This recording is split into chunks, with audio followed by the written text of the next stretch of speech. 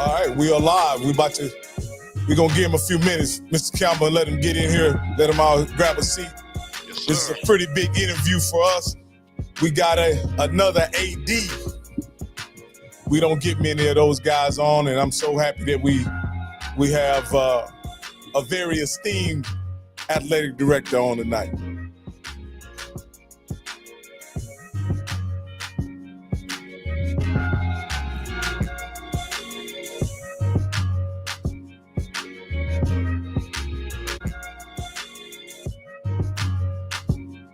In a few more seconds, let them get here. I see them logging in now. They all jumping on. Oh, there they go. There they go.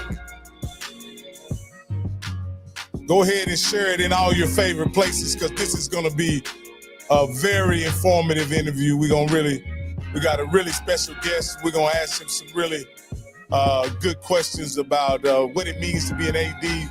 What's an AD's role? How do ADs come to some of the conclusions they come to?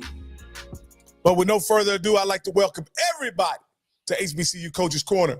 I'm your host, Rocky Miller, along with my co-host, Stephen Campbell.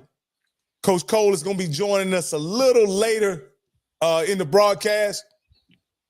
But before we get started, I have to ask my co-host, Mr. Campbell, how you doing? Hey, man, I'm here. I have not had any April Fool's foolishness, so people knew not to bring that foolishness to me.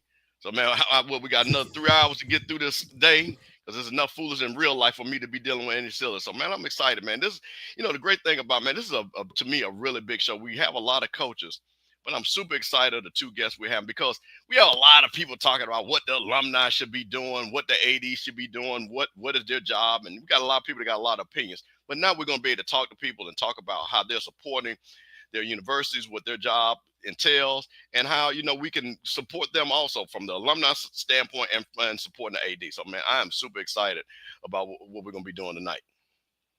Absolutely. Again, I just want to reiterate, Coach Cole is going to be joining us, but we're going to go ahead and get this interview underway, because this guy is a very busy guy. He runs a huge operation on the campus of Prairie View. Prairie View is also known as the Hill as well, along with other HBCUs. I'm getting coming to understand that you guys have 7 hills at FAMU, right? Yeah, yes, sir. You better believe it.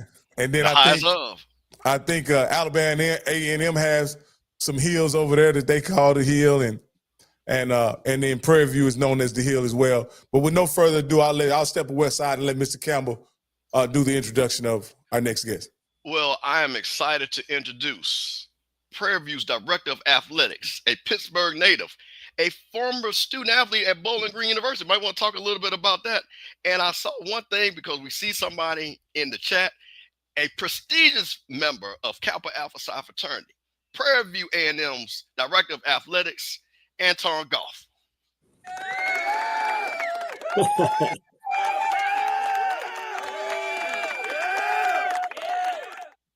What's up, fellas?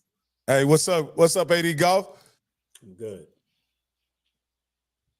All right. Well, before we get, as we get started, this is your first time on the show with us. This is your first. Have you made it one calendar year at Prairie View yet? Yeah, I've been here a year and a half. Year and a half. So I think we need to probably go through a little background first, AD Goff. Kind of share with us, how did you get to be the AD at the prestigious University of Prairie View? So it goes back, man, all the way back to my childhood, man. This athletic administration is basically a family business. My mom was an athletic director. She was the athletic director of Virginia State University way back in the day. But, growing up, she was an administrator at University of Pittsburgh. And so anytime I wasn't in class or practicing one of my sports, I was on campus at the University of Pittsburgh, and she would just put me in different offices, man, while she went and did some work. And so by the time I say I was like 13, 14, man, I knew everything that happened behind the scenes of an athletic department, right? And so it kind of grew from there, kind of like, a coach's son who goes to a coach's practice and then becomes a head coach. And so that's kind of how it started. I played football, Bowling Green State University, man. And then after that, ended up getting in athletics. I worked at Kent State University in Ohio. Then I worked at University of Maryland, worked at Michigan State, back to University of Maryland, took my first AD job at Bowie State University in Maryland, and then went from there, took the AD job at University of Hartford, AD job at St. John's University in New York, and then went from there to Northern Illinois University as a senior associate AD, and then a year and a half ago got the call from President LeGrand and got offered the job at Prairie View A&M University, and here I am. Oh man, that is I noticed something in your journey that I want to point out. Like you had a familiarity with HBCUs as with your mother being the AD of Virginia State. Yep. So you had a familiarity in an informal fashion, I guess, being that your mother had a formal role, and of course, being her son, you understood that job. And I also get that being a part of athletic department is almost like a family business for you, in that your mother was in it and you're in it. But the one thing I saw it is that through your journey, your first professional introduction to HBCUs as a paid employee was as an AD at Bowie State. So kind of tell me, how did you, because that's not a transition that a lot of people make, go from the PWI space and then journey into being an AD of Bowie State. Yeah. So, the funny thing was I actually lived in the city of Bowie, but didn't know where Bowie State was, right? Because I was so focused on University of Maryland and went opposite way. But I got a call from the VP over there, and somebody had given them my name, and they asked like, "Hey, would you be interested?" And I was like, probably not. Like, I'd never been at a Division II institution. It wasn't even an HBCU thing. I just had never been at a Division II, and I was used to resources. But they had asked me, just come over, man, have lunch with the president. And what's so funny, Dr. Burnham, who was the president at the time, he's from the Dallas area. So he's from Texas, dressed up, got his cowboy boots on, got a little bit of that Southwestern slang accent. And I went over there, man, and was so impressed with him. And so, and like, God works in mysterious ways, man. Like, I went over there and I immediately had a vision of what that place could be. And at first kind of resisted it and went back and was like, no, I'm pretty good where I'm at. But they kept talking to me. And finally, man, I prayed on it and came to the conclusion, man, like I needed to be over there for some reason, right? It was just right. And so that's how I got to Bowie State. And, I went there and developed the facilities, and because of the relationships I had with those folks at the University of Maryland and the state legislator, that I'd helped, develop relationships with our high level coaches, I was able to leverage my relationships to affect Bowie State in a positive way. And so it was just meant to be, man. And so I had a great time there, and, moved on, and then, obviously had an opportunity to come back, man. Well, that's awesome. That's awesome. Now we get you to Prairie View. Well, let me ask you this: at Bowie, can you recall how many coaching hires that you made at Bowie? So at Bowie, I think I made maybe 3 or 4, if I'm mistaken. The football coach was already there. Basketball coach was already there. I hired the women's basketball coach, bowling, and I think softball coach I hired. I'd have to look back, but I hired a couple coaches. Mm-hmm. Okay, cool. We have our main man here, our featured host, which is none other than the SWAC legend himself, the man that won through 6 touchdowns playing against Jerry Rice and Willie Todd.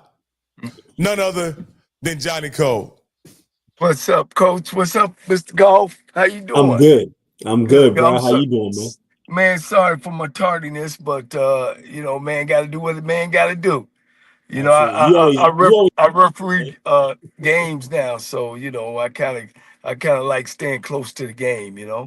I got you. Yeah. Well, we got him all the way from when he was a child with his mother at University of Pittsburgh University, and then we got him all the way up to Bowie State.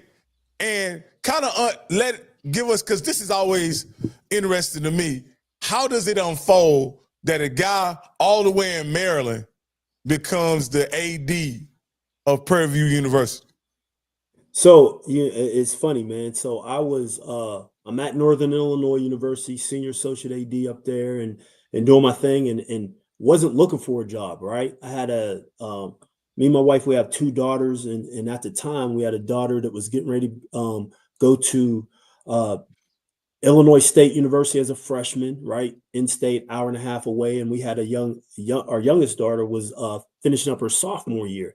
And so, I had promised my youngest daughter that I wasn't going to move her, because we had moved from Connecticut to Illinois, and, and it was like during the COVID time. And so, I said, listen, man, I'm not going to move you again, like you straight up here. And I get a call from the search firm that I had used to hire a volleyball coach at Northern Illinois, right?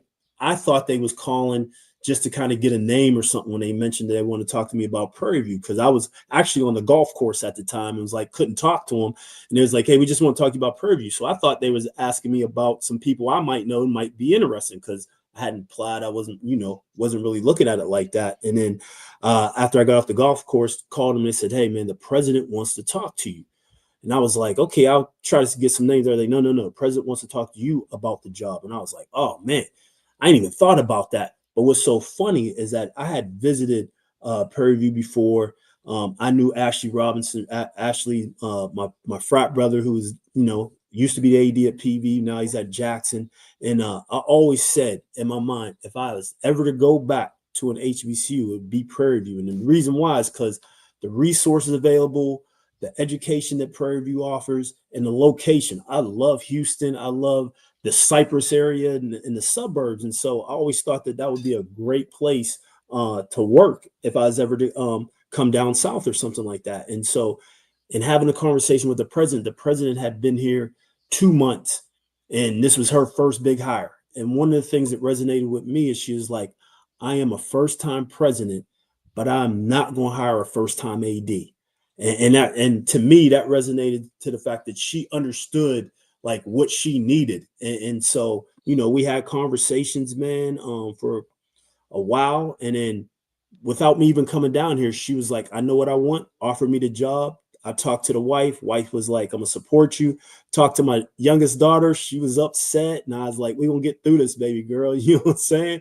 And, talked to my oldest daughter. My oldest daughter was like, Dad, I'm good. I'm staying up here, Illinois State. I'm in college. And so we made the move, man. And it's been a blessing ever since, man. I couldn't have asked for a better first year and a half. I bet your younger daughter loves it now, though, don't she? With all the pomp and circumstance down there, huh?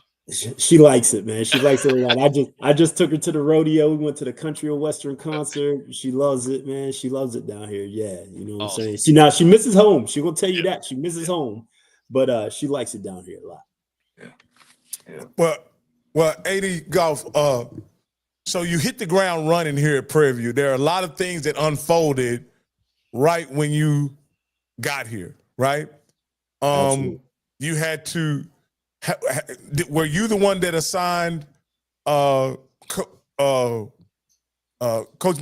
an interim tag, or was that already done before you got here? No. So when I got here, Coach McDowell was already in. He wasn't interim at all. Like, okay. He had signed his contract. I came down beginning of his second season.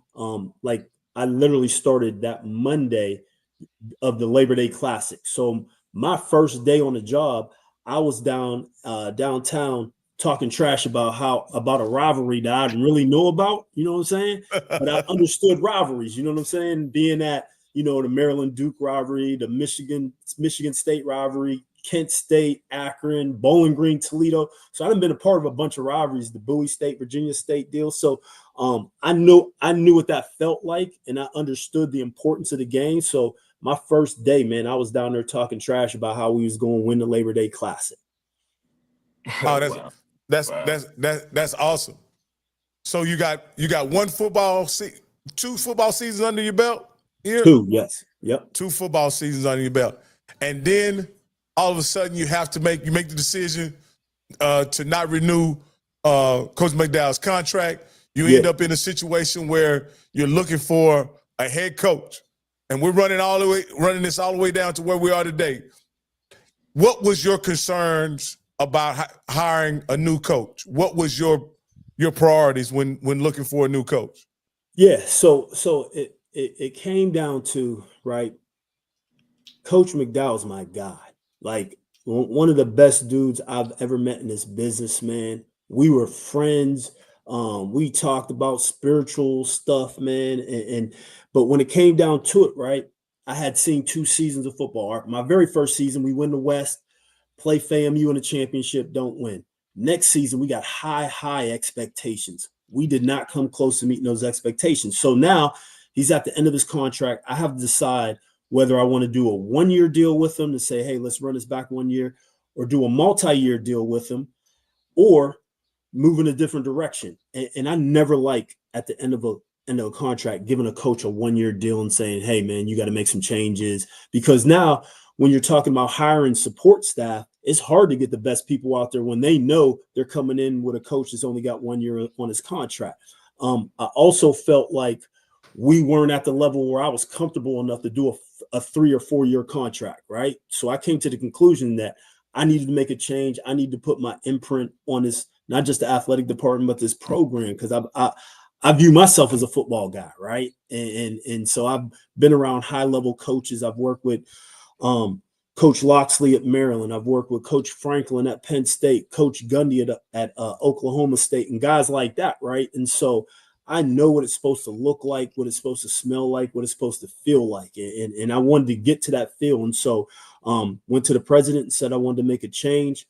She said, okay.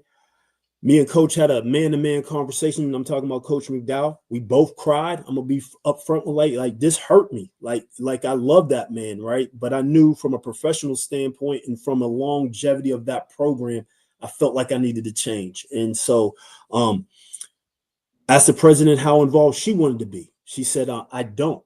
Like, I hired you to make these type of decisions and go through the process, so it's on you. And so once again, I love our president, and I appreciated her confidence and support that she was giving me to make this hire. And so I said, do I need to have a big committee? She said, no, that's up to you. I said, well, I'm gonna let you know now, it's gonna be a committee of 1. I'm gonna make this hire. I'm gonna hire this search firm so I can filter. Well, Prairie View guy must have cut him off. I said I want to hire a search firm so I can vet all the calls, because as soon as we make this public, it's going to be a million calls, and I don't need that just flood my timeline and all that stuff. And so hired a search firm and went through the process. There were so many high level coaches, man, that was interested in this job that I was surprised a little bit by the interest, because there were some coaches at some of these P4 schools that was reaching out to me and applying and really wanted the job, right? And so I had a great candidate pool to pull from. But as I went through it and looking at, what Prairie View needed, what that football program needed, what I needed as an AD, I came up with Coach Tremaine Jackson, right? You know what I'm saying? And the process, man, that we went through was a long but a deep and a meaningful one, right? Like we had interviews, right? You know what I'm saying? I talked to him about, hey man, if you get the coaching, why are you interested in this? What are you going to bring to PV? The cursory stuff. But then we went to a deeper level, man. We were having conversations every night, man. Just me and this guy sitting down talking about, life, man. Talking about our mission in life, what we wanted to get out of, being a head coach, being an AD, man, trying to change young men's lives, right, for the better. Talked about being girl dads, right, and what's that like, man. Talked about being in frat, like he's a Q, I'm a Kappa, but we got the 1911 bond, right. We talked about, got to the point where I was like, listen, man, if you take this job, you have to really believe in me. Just like if I offer you a job, I have to really believe in you, because you're on a great trajectory right now. If you take the wrong job with the wrong AD, that can change your trajectory, right? Same thing with me. If I hire the wrong coach, it can change my trajectory. And so, we talked about that and the importance of we're putting each other's future and family in each other's hand and understanding that, what that means and what that looks like. And so that alignment that we had together, man, just made it, for me, an easy decision to hire him as our next football coach. Coach, AD Goff, I'm gonna let Mr. Campbell get in here. But AD Goff, you've just listening to you, you've kind of revealed some big picture thinking, not only about the program, but about you and Coach Jackson as individuals. And we don't hear that enough when we talk to coaches and different administrators, right? That big picture thinking about where this could lead, not only the university, but where this could lead you individually. I understand that, everybody plays the game a lot of times like Prairie View or Grambling or whoever. This is my dream job. But you guys having this conversation, I'm happy to hear that you are men that could dream bigger than Grambling, bigger than Prairie View, bigger than Jackson State, and you're willing to put that out there and let it be known, right, that you guys are going places and you guys expect to win and be successful. Campbell, when you hear that as an HBCU loyalist, Mr. Campbell, what do you hear when you hear that? Well, I'm super excited because we all know it starts at the top. And every decision he makes, he's got a lot of people that he's got to answer to. He knows exactly. You got alumni, you got a street alumni, you got the faculty, you got coaches and things like that. So the thing that I've always wanted for all of our HBCUs, and me and Coach Cole talked about this, and this is what's going to kind of lead into it. You were a former athlete. And one of the things that back in the day, a lot of our ADs were former athletes and things like, or former coaches. So they really understood from the athletic level of what needed to be done. I was super excited about that. So what part of you being a former football player yourself, and you see these former athletes and say, I have your experience. I know exactly what you need. So how did that play a role for some of the decisions that you're making for Prairie View? Yeah, so the student athlete experience is super important to me, right? And I know part of the student athlete experience is feeling like you're able to be competitive when you step on the field, right? There's nothing worse than you stepping on the field and knowing you got no chance to win, right? And so I think about that, and one of my jobs is to make sure we have a great student athlete experience. And trying to do that is providing the resources so our teams can compete for championships, right? And that goes from the way we eat, the way we train, the way we travel, the way we look when we step out on the field, you know what I'm saying? The support staff around a team. And so I understand all those things. And so I try to make sure that we've got the highest level of all that. Now, AD Goff, one of the things and I'll say this, I grew up in Jackson, so I know Prairie View's illustrious history, good and bad. But one of the things that I will say, as you know, the Blue Bloods in the conference, Grambling, Jackson State, Southern, FAMU is there now as a Blue Blood. But one thing I've always said, the sleeping giant and the originator is Prairie View A&M. And for everything that you guys have, you're talking about great academic institute. You're talking about a great location being in Texas, like you say, not far from Houston. What were some of the things that you said when you looked around and said, okay, I know where we're at. What can I use that you already have in-house because of location, because of the athletes, and because the academic school that Prairie View to say we can go to the next level and be a championship squad? And all, because see, Prairie View is one of those schools that I look at a FAMU, I look at a Jackson State, I look at a Southern, where you should be good at all sports. Baseball, Texas is a baseball state, basketball, football. So what are you looking to do to elevate all those sports, not just football, even though I know that is, as they say, the gatekeeper, but for all your sports, and use that as an advantage? So for us, it's about having a strategic plan that we're all operating from, right? We have what we call the 5 Panther pillars, and that's academic success, athletic success, career development, community service, and personal development, right? And so what I wanted to do was create a blueprint that everybody could follow. And what we do is we talk about any decision we make in the athletic department better correspond to making one of those pillars better. Right? If you come to me and you want to do something, some initiative, and I ask you, well, what pillar does it fall under, and how's it going to make it better? If you can't answer that, we're not doing it. Right? And so it's about, 1, having a strategic plan, 2, making sure the campus is like, you can't operate an athletic department in a silo. So I've been going around making sure folks on campus are buying into what we're trying to do and understanding how athletics can be a positive to everything they do, right? Athletics touches everything on campus, from your academics to your housing to your facilities and so forth, right? And so making sure that we're all operating off the same plan. And part of that is the president has, given me not just the charge, but the support. And so when the president supports you and you go into somebody else's office, the provost's office or the VP of finance or another office, they understand that, hey, man, this is one of the president's priorities. And so now you can get some things moving. And so now we've got great facilities. But what I told people, our facilities is built in 2016. We can't stay still, right? If we're not getting better, we're getting worse. There's no staying the same. So trying to do things with our weight room, trying to do things in the athletic department, like with the football staff. This is the biggest football staff Prairie View's ever had, right? And so it's, once again, giving the resources to our student athletes so we can compete for championships. Go ahead, Coach.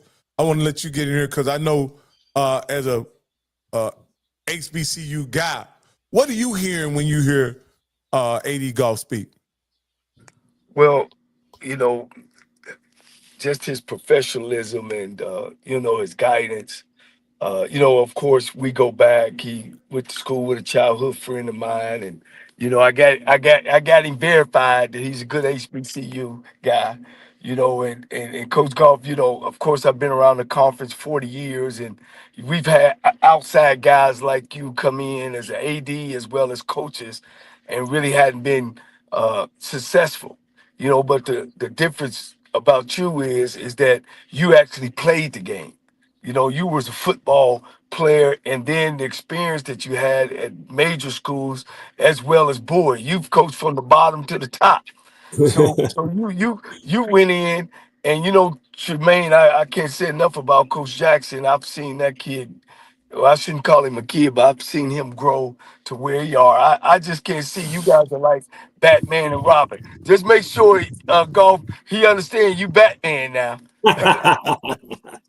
No, we good, man. It's a partnership. You know what I'm saying? Yeah. I always tell him all the time, like, I ain't your boss, man. We partners in this. I'm gonna try to give you the resources, but once I give you the resources, I need you to be successful with them.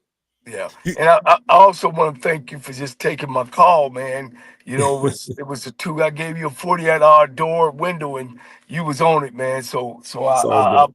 I appreciate that as well. That you understand is talking to us and talking to HBCU it's important, because our clientele is, not necessarily just African American, but HBCU graduates, and now on the outside. You're going in this season with him. It's a a lot of, I ain't gonna say pressure, but both of you guys are so positive. It's like Muhammad Ali, y'all Muhammad Ali. Oh. And then y'all pull this thing you guys about to pull off the scrimmage. You're actually moving it from Prairie View to Houston, man. I think, how did that come about? And the importance of it. So what Coach wants to do, and we talked about this, is having a presence more in Houston, having a presence, in the state of Dallas. I mean the state of Texas, right? Whether that's Dallas, San Antonio, Austin, wherever it may be. Like, one thing we understand, right, is that when we recruit a student athlete, and I don't care if it's football, if it's softball, or any other sports we have, like, we're not just recruiting against SWAC schools because we're in the state of Texas. We got to fight the Stephen F. Austins, the Tarletons, the UTSAs, the Incarnate Words, right? And so it's about making sure that we've got a strong presence in Texas and making sure that we are competing at that same level of these guys, right? Because if we can't get them out of Texas, then we got to go somewhere else and get them. But being that we're here in Texas and we're part of that Texas A&M system, like, we've got to have a presence. And so we got to compete against those guys. But then we also got to compete against the Gramblins, the Southerns, and, all the way over to FAMU and all those guys too. So it's making sure that we are at a level that we can go into somebody's home and offer them a great experience and a great education. What are some of the things, Coach Goff, that not only do you have your head coaching doing, and how important are them to carry the torch to the community? Do you have things already in place? And the reason why I say that is, you know, we think now in HBCUs that if we go hire a celebrity coach and then he take a picture with the governor or the mayor, to me, you know, all that stuff should be set up anyway by the athletic department. Don't care, because we're a state school and we need these people behind us. What is your plan or what you already got in process when a new coach come in? Yeah, so obviously for us, what we did with Coach Jackson is get him out in the community, right? Like me and him have been everywhere, all over Houston, all over Cypress, up in the Woodlands, Tomball, Spring, whatever. Like going out, making sure we're shaking hands, meeting the people, letting them know what our vision is, letting them know how they can support us. You know what I'm saying? But then also, you know, our president does a great job with the state legislator to make sure that the school is getting funded at a decent level, right? Which then comes back to us, you know what I'm saying, when we need something. And then, you know, I'm in the process right now of doing a multimedia rights deal with a company that's going to come in, sell our corporate sponsorships, hopefully get some naming rights, and then also handle our tickets, right? Because other places I've been, like Michigan State, Northern Illinois, they've had those companies and those partnerships, right? And so we're looking probably signing something really soon that'll give us a different presence, right? And not be just an FCS, but that higher level FCS, that group of 5 that we're trying to compete against. Yeah. One of the things, Coach, I came up there when y'all had the Labor Day Classic there, which I really think that you guys, and I'm putting my little 2 cents in, so go and get a promoter and have that game in Houston where y'all can make some real money. You know, I looked at the numbers. Of course, you know, I've coached on the other side. And that when I did go up to Prairie View, the parking was horrendous, you know, because it seems like the folks in charge at that time, I don't know if they put a precedence on it, because anybody knows running a business, you can only sell so many tickets, but the money is raised on parking and concessions. And both of those things was a big issue when you have a big game like that. You know what I'm saying? But Prairie View and Grambling, I think y'all up to almost what, $600,000-700,000 now from that game. And I think Yeah. Texas Southern and Prairie View should be way among that. You know, back in 1985, you know, I played in the first Labor Day class. That game should be way up. Go over those type things or talk about them or your plan, or even if it's on your desk or not. Yeah, no. So just to be transparent, me and AD Granger, great friends, right? We're competitive Yes. rivals, whatnot, but we're great friends. I support him, he supports me. Days we're not playing, if they're playing, I go down to TSU and support that guy, right? And he does the same thing on my end. We're trying to figure out what we need to do. You know, a lot of people thought that Prairie View wouldn't want to play it back in Houston because it's a home and home, and I let everybody know, listen, if we can find a venue down there, whether it's at the place where TSU plays or if it's at another stadium down there in Houston, I'm good with it, right? Because I feel like, you know, most of our alums it's easier for them to get to the Houston area regardless, right? And so I don't have a problem with playing it and making it a true classic. And so we're looking at those type of things to see if it makes sense. This year we're going to do some things around the Labor Day Classic, do some things like a golf tournament on that Thursday or Friday, a sneaker ball or something, like in conjunction, us and TSU promote some events around the game to give it a little more hype. And then we'll start looking at, you know, possibly doing something with the game as well. Well, let me speak. You know, I'm a big supporter of Al Wash, you know. You know, I was gonna bring. That's what I was gonna bring up. You know, he look, he ancient for that game, man. No, Hey, I know you. I y'all know. gonna let him get too old before, because if you looked at the numbers when he had the game, he raised more, he had more folks at the game than we've ever had. I mean, I just wanted to put that in there. You know, I had to, No. Hey, Al's my guy. He talks about yeah, it all the time. I already know. yeah.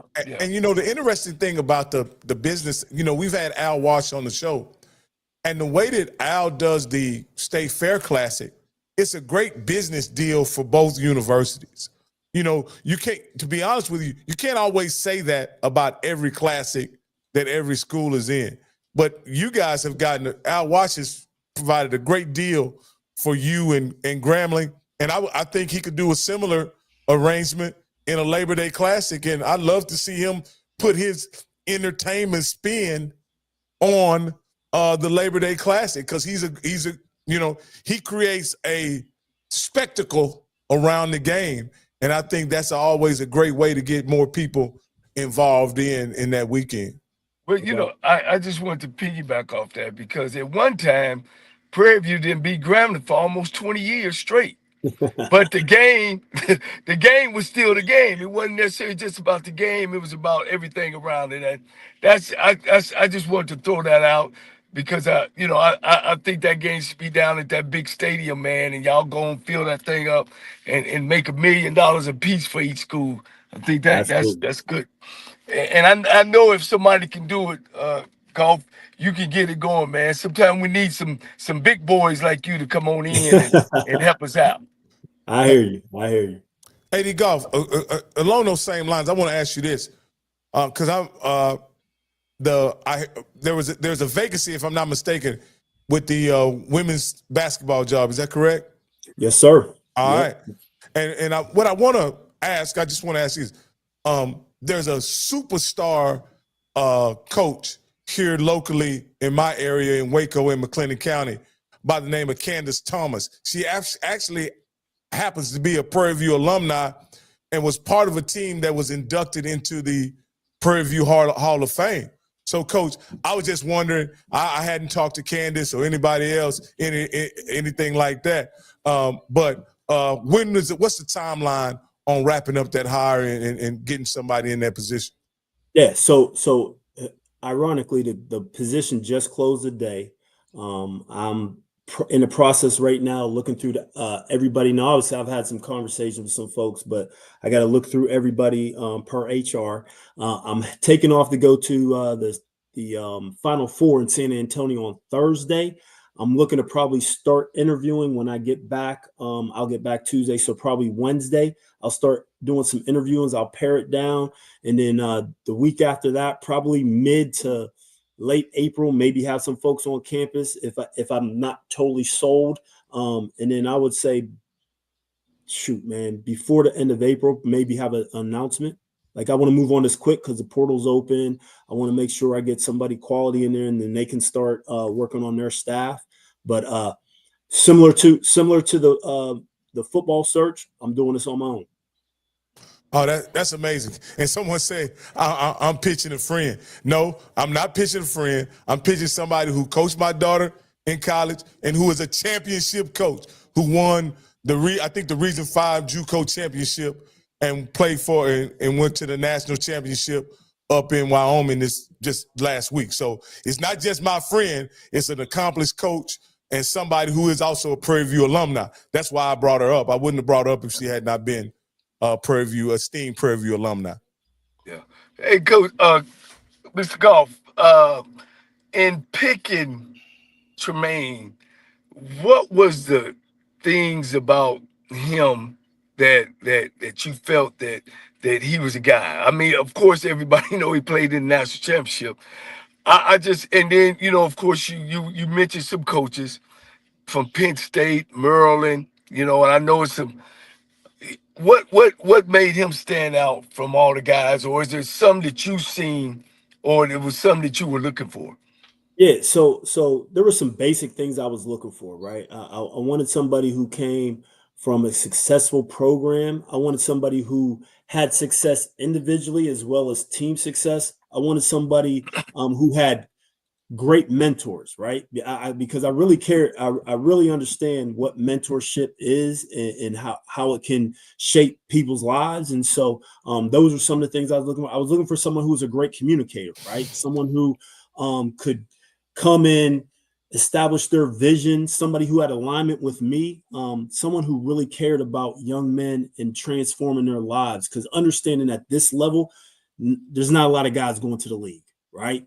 But that doesn't mean you can't have a great impact on a young man and take them from a young man to a grown man. And when I talk about a grown man, I'm talking about somebody who leaves your university and can handle their business, right? I wanted somebody who, what I call a football guy, right? I've said this before, and those who are football guys understand. Not every football coach is a football guy. And I really believed we needed a football guy. I wanted somebody who understood the importance of what we call the triangle here, the Houston, Dallas, San Antonio, that area of recruiting, someone who could penetrate that area, but also wasn't just limited to that area, right? You know what I'm saying? But that area is important to us. Houston's important to us. Dallas is important to us.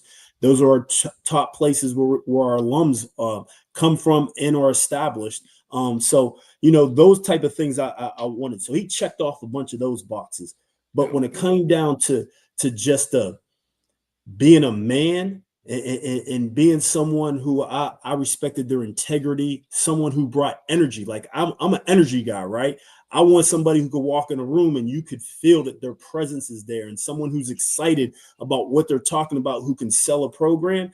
And he brought all that, right? And then when it just came with alignment, man, like just the values that he had as a man, the values I had as a man lined up, and I knew he was my guy. Yeah, one thing, man, I want to take my hat off to you. And it's probably because I want this to get through HBCUs, and like you said, you went and talked with your president. She said, you the guy, you go hard, you're coach. You didn't let the street committee be involved. What's your philosophy about it? It ain't a right or a wrong. I think it is. I think the AD should have a plan about going to get a head coach and not worry about the street committee. And really, at the end of the day, unless I'm mistaken, in my 40 years being in black college football, there's not like a major donor, donating $1 million a year or something that you got to answer to. I know you got to answer to your president and stuff, but then again, after that, you walk out of that office, you putting it together. So what is your philosophy? Why did you think that you and you alone need to go get this coach? Well, there was no shortage of volunteers who wanted to be on the committee, right? That were either alum or community members or faculty or staff, whatever, right? And so, and I respect that, right? And everybody has their opinion on who should have been the coach, and whether Bubba should have stayed, whether Bubba should have been let go, whether Tremaine was the right man or somebody else. And what I respectfully told everybody, I said, listen, at the end of the day, like whether this works out or not, as an alum, you can never not be an alumni. Once you graduate from Prairie View, you're an alumni for life, right? If you're on the search committee, whether you're an alum or not, when the search is over and the hire is made, you fade to black as a search committee member, right? I said, but I'm always going to be held accountable for whoever's hired. And I said, if I'm going to go down with the ship, or if I'm going to be held accountable for making a hire, I'm just going to make that hire without any influence, right? Because every person, has an angle, like, they want to get their person in there, or somebody calls them, or some people just want to be on a committee to say they was on the committee and want to know what's going on behind the scenes and feel like they got some special information. And I wasn't about that. I respect those individuals who applied for the job, who reached out, the confidentiality that I knew if their name got out, it was because I put it out there. And I knew I wasn't going to put nobody's name out there, right? Now, there was a bunch of names out there that Prairie View's talking to this person, or Prairie View's about to hire this person. And it wasn't true, but I wasn't going to go out there refute nothing, because sometimes, agents put stuff out there for their client to try to, promote them, to help them out. And so if that's their hustle, that's their hustle, right? But I knew what I was doing, and I knew it was true and what wasn't true. And so, at the end of the day, if this hire isn't successful, I can't blame nobody, right? I can't go back and say, well, I listened to this alum, or I listened to this committee member. No, it's on me. But I also got the utmost confidence in what I'm doing, because I've been doing this for a long time. And I knew like I said, I felt like I knew what I needed and what Prairie View needed and what that football program needed. And I feel like I went out and I got it. Yeah, because in my experience and being around, I see that you know, those are the most successful guys. It's so crazy on HBCU. We take a month, 2, 3 months to hire somebody to pay them $100,000 when you got some of these schools are paying these cats $5 and $6 and $7 and $10 million and making a decision in a week. I'm not saying it's easy, but I'm saying because you're a football guy, you know, you kind of know what you need and what you're looking for, and especially uh, uh, uh, you knew, like you said earlier, about the program. You knew about the football program, what they needed. They didn't need a, and I know I'm always on this. They didn't need a program. We need a football coach, a football man, and I get that. I take my hat off to you for that. I think that model should go through the whole HBCU. We don't need to be there that long, but we do need to be making the right choices. And I'll add this too, John. I think because of the way I did it, a lot more guys were comfortable putting their interests out there, right, to the search firm and to me, because they knew it was just going to be between me and them, whether they got the job or not. Like, you know what I'm saying? And it wasn't going to jeopardize their job where they were, you know what I'm saying? And it wasn't going to get out on their social media page at a P4 university. This guy's trying to get the Prairie View job. And so it messes with the recruiting for what they're trying to do out there. And so I think because I did it that way, like, it helped get the higher quality of candidates out there. Now, AD, now, you know, we always make this joke, especially that one to my left over there, Rocky. You know, his resume did make a difference. It has something to do him getting in the pool because, you know, that's our joke. You know, some of these guys are being hired and have no coaching experience, man. You know, so that's a running joke. Let me be fair. As a guy that's coming from outside HBCU sports culture, I would ask, why was this guy hired at this coach? And they'll say, well, he's the president's frat brother. Or he's so-and-so's line brother. I'm like, well, what the hell they got to do with football? You know what I mean? And it just didn't make any sense to me that would be part of the hiring process or part of the credentials that someone would bring to a football coaching position. Yeah. Well, we know AD Goff don't care nothing about that because he hired a Q, so we already know he put that out Yeah. You see, that's how us Kappas, that's how we work, man. We keep the eye on the prize, baby. We don't be all that frat stuff, man. We keep the eye on the prize. That number of achievement, is that what it is, Coach Cole? Number of achievement. That's it. It's about achieving. Hey, AD Goff, I wanted to, and I'm glad, one of the things that I'm super excited about, I've been around and I know several of the ADs and things like that, and you start hearing good things, and we're hearing a lot of good things about you. So one of the things that I want to talk about, I want to ask you some AD stuff real quick. One of the big things that's about to happen, because we are on the FCS level, is that, from my understanding, that the whole SWAC conference is going to opt into the NCAA house settlement and scholarships and things like that. So from Prairie View standpoint, again, you don't have to reveal a lot of things, discussion with the commissioner had, but how's that going to affect Prairie View? What are you looking to do? How's that going to affect far as, NIL, stipends and, spreading scholarships around? Can you, because what happens, and the reason why I want an AD to talk about, we got a lot of people talking about this that have no clue what this is.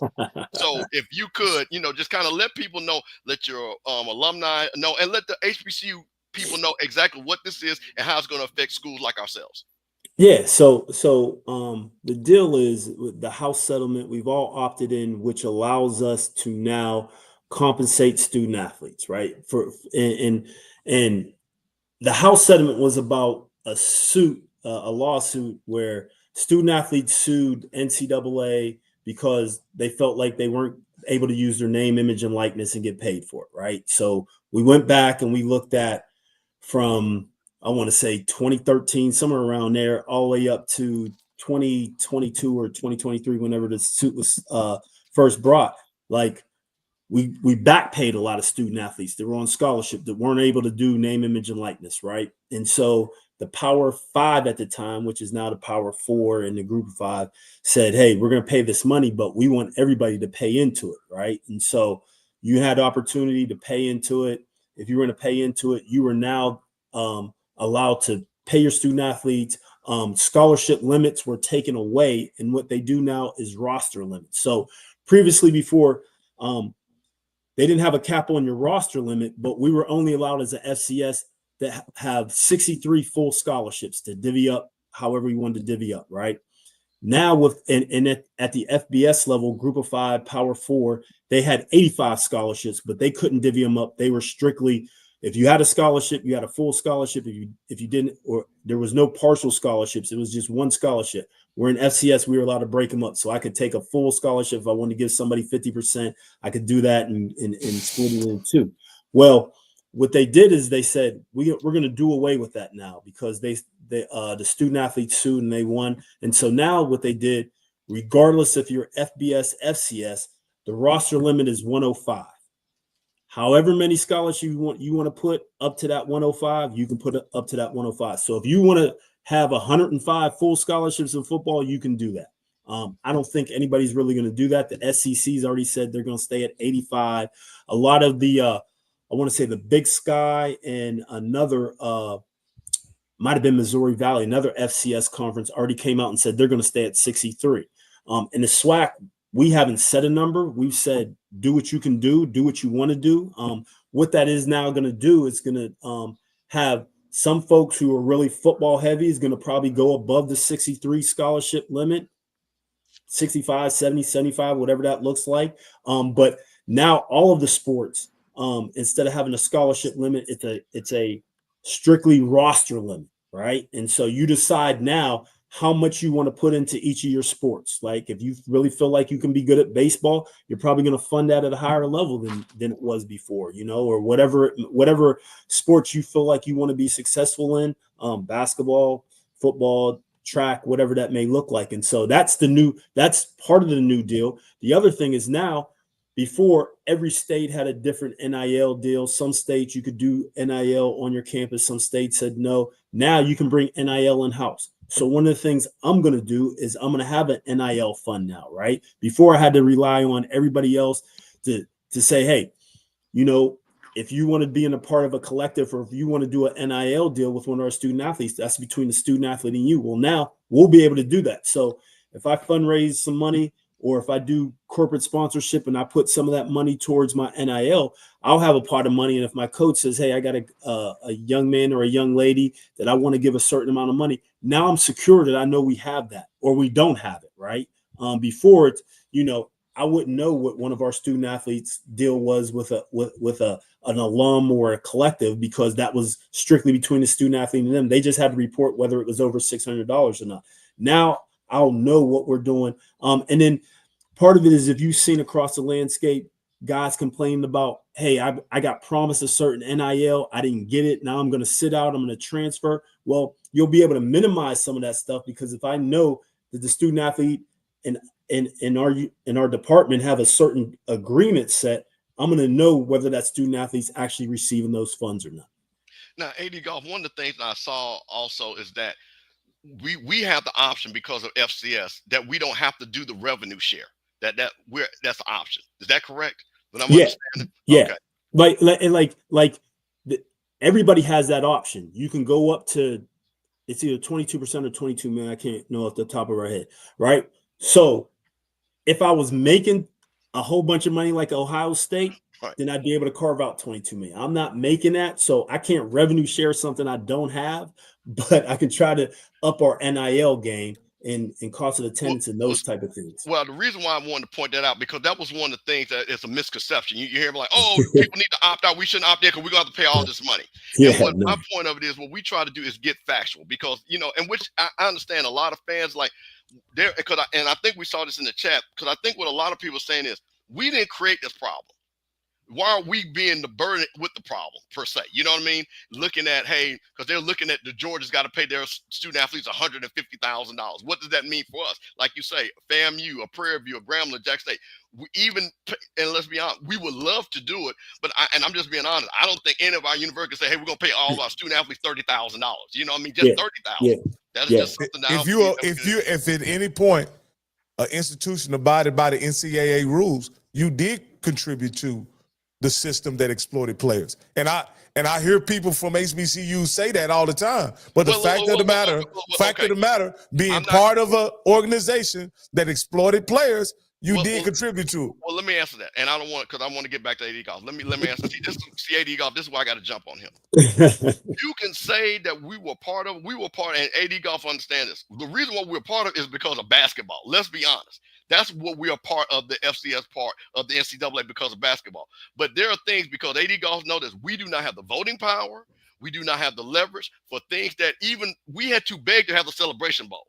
So even certain things like that, even your coach Tremaine Jackson tried to get with Dion to do, potentially have the spring game, and they shot that down. You know what I mean? So the thing about what I agree with you, Rocky, to the letter of the law, but the thing about it is we have always been academic mission focused, and athletics has always been part of our traditions. Now, AD Goff, I wanted to ask you another thing too, which I think is very important. When you're sitting back here looking at this, and this is kind of what it goes into, you talked about now the fundraising and bringing that in-house. Now, one of the things that I think that's just real important, and I think as far as value, is the season tickets. I think that's one of the things that I see that Jack say. I think AD Robinson doing some innovative way in his season ticket. He's going to take a piece to fund this fund. So can you talk about what you're looking to do to increase the season ticket sales? What does it really mean? Because I've seen some things that Prairie View is doing, but once again, this is one of those shows we like to get facts. So tell us what you're going to do, innovate, and is that going to be part of something that you look, maybe not this year, but maybe going down the line where you're going to be funding your NIL? Yeah, absolutely. So that's one of the things we've been talking about, and that's one of the reasons why I've done that multimedia rights deal. So when I bring that organization in-house that'll do our corporate sponsorship, do our ticketing, that'll be part of how we carve out some of our NIL deal. For us, season tickets are super important. We did a really good job last year with our season tickets. Anybody who's out there that wants to buy season tickets, go on pvpanthers.com, hit the ticket button, get your tickets. And if you want to be able to RV tailgate at homecoming, get your season tickets, because those are the folks going to be able to get the RV spots first. So go and get your season tickets now. But so everything we do, and when we do guarantee games, whether it's basketball, whether it's football, we're going to look at, being able to carve off a piece of that, you know what I'm saying, to put into our NIL pot. Coach Jackson, we just launched a brand new 35 for 35 campaign for Coach Jackson, right? You know what I'm saying? He's our 35th head coach. And so we're asking every alum, every booster, everybody that cares about the program, give $35 or more, trying to get him $350,000 so he can use at his discretion, whether that's part NIL, whether it's part buying equipment, upgrading our weight room, those type of things just for football. We're putting that in the football excellence account. And so, doing those type of things, right? We're going to be able to bring somebody from the advancement. We just revamped our advancement office, right? It was part of it was the foundation, part of it was the Office of Development. Now that's going to be under one roof. Our vice president is designating somebody just to do athletic fundraising that'll look at our annual giving, our major gifts giving, and our state giving just for athletics. Be able to have tiered giving, so those when you give, you can get certain benefits. And so we're revamping the way we do it. Like I am trying to take everything that I have had at a PWI or Bowie State or wherever and bring that here. And maybe we're not doing as big as Texas A&M, but we're going to have the same type of structure, mentality, philosophy to get us to the next level. Well, let me ask you this, AD Goff, because this is something that's very confusing to me as a person to understand the business of collegiate athletics. When you talk about schools like the University of Texas and stuff like that, they always talk about how much money they're able to give back to the school because they have, excess or overage or whatever, right? When HBCUs talk about athletics, they always talk about it as being a deficit or something that is a drag on the overall budget of the institution. My point of saying this is that when money is generated, just take the State Fair Classic, for example. Is that money added to the athletic budget, or is that money added to the general fund of the school? So I don't know where it happens anywhere else. I can tell you, Prairie View, the money comes to the athletic department, and we use it for our operations and things that we're doing. And that's why, like when we do like for instance, I negotiated to play Michigan State last year, right? They paid us a guarantee that helped us get out there, get back, but it didn't also help us throughout the season with our expenses. And so we get our money back. I can't tell you what everybody else does because I hear stories that, hey, I play this game and it goes, I never see the money, and it is what it is. At Prairie View, we got a good deal. I can't complain.